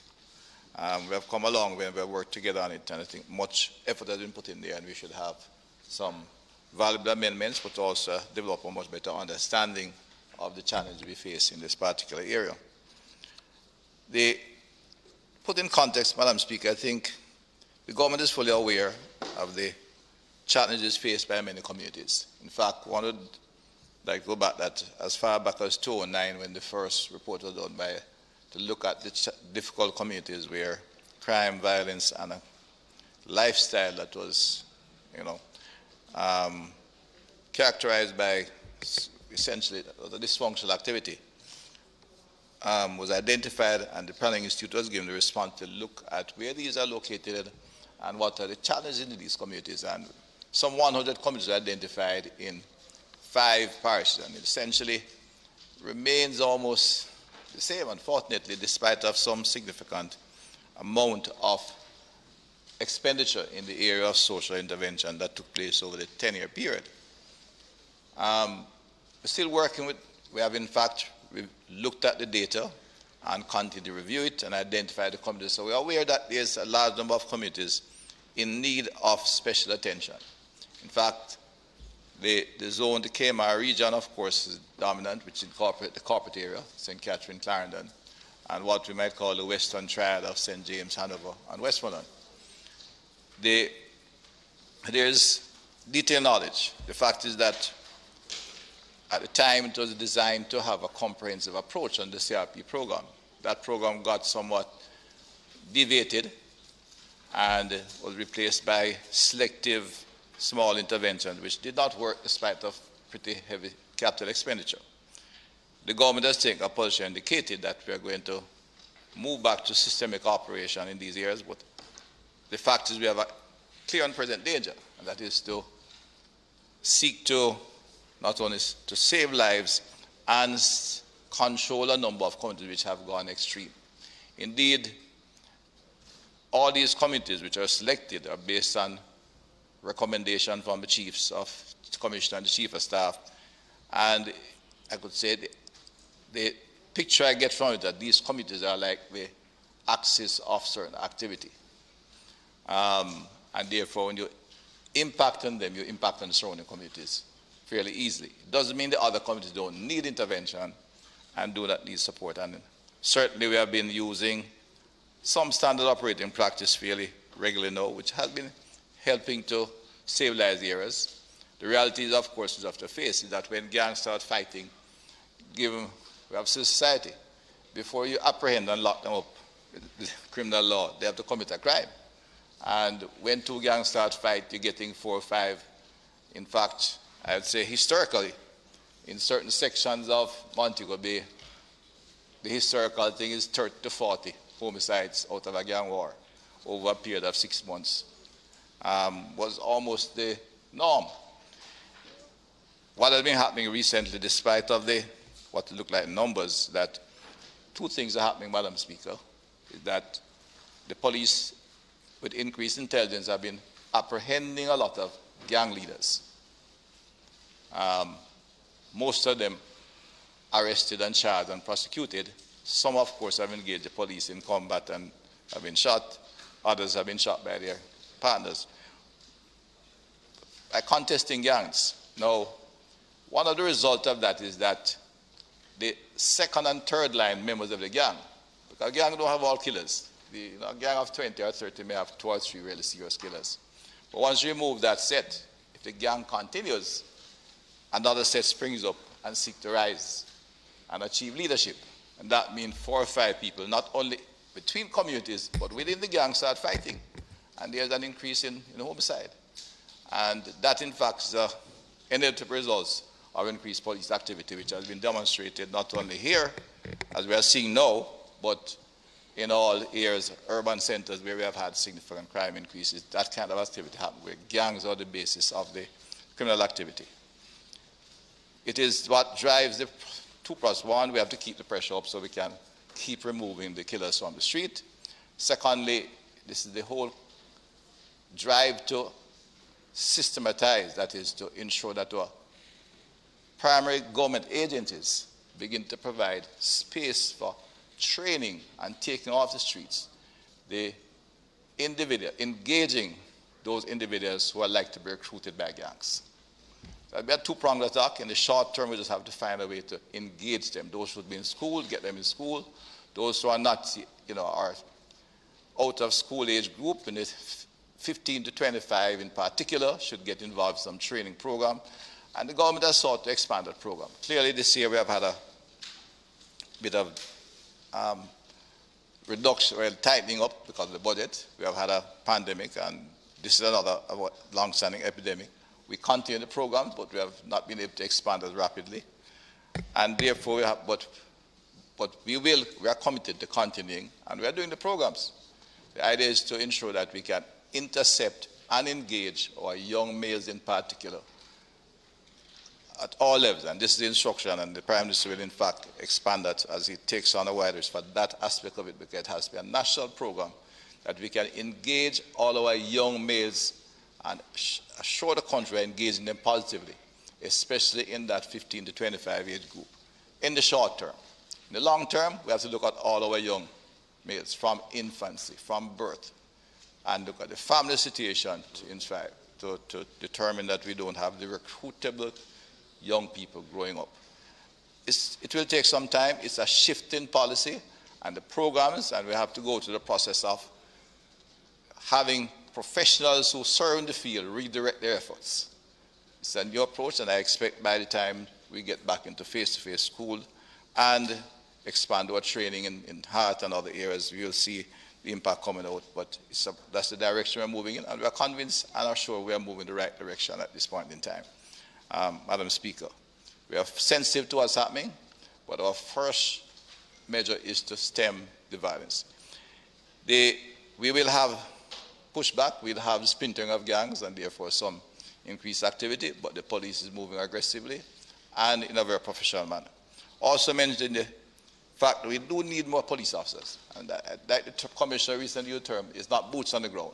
It's not just a matter of getting someone, branding, give them special authority, put them in a community and get them out. That we trained men, we have expanded training facilities, and we intend to achieve our target of 14,000 quickly. This year we should do just about over 1,000, which will bring additional men to the police, and we'll expand that program that in short order we'll achieve what is required while putting in place force multiplier activities that we can increase the efficiency and in fact expand our deployment in some of the critical areas. The cordon and curfew has been working. We have seen some short-term stability in central Kingston, but we know once you stabilize one area, other areas tend to pop up, and we have to keep being flexible and fleet-footed, so to speak. And the police have been responding and demonstrate the ability to bring areas under control and restore order, at least in the areas. So, Madam Speaker, I will say that I'm convinced the government has identified and diagnosed the problem correctly. We are moving in the right direction. We have achieved success. Certainly zones are just one tool, one aspect of what we're doing. And as the opposition said, it is not our intention to dilute the zones, but we will expand. And I've identified in the corporate area what we call the Southern Crescent. I indicate to the country the wider area of the Kmart region to Clarendon, and of course our 3 western parishes. And there are pockets in other communities and other parishes which will get the attention of the government. But what we will not undertake is knee-jerk reaction to just jump in an area, do something aggressive overnight, and hopefully something happens. We have laid out a plan. We're going to carry it on. The legislation has been a little bit tedious in coming, but legislation, I've learned, dealing with criminal activity affects individual rights and constitutional issues, and are therefore more time-consuming in developing and ensuring that they get them right, and we don't end up in any challenges. But, Madam Speaker, once again, let me thank my colleagues for the support given, and ask for, in the extension of the zones of special operation, the 5 committees names, as we continue to bring some level of order and peace to these communities while continuing to fight across the country against criminal activity and the culture of violence that beset our people. I thank you. Thank you, Dr. Chang. The question before the House is that for the approval of the extension of zones of special operations in the 5 areas brought in the motions today. Those in favor? Aye. Those against? The ayes have it. All 5 motions have been approved.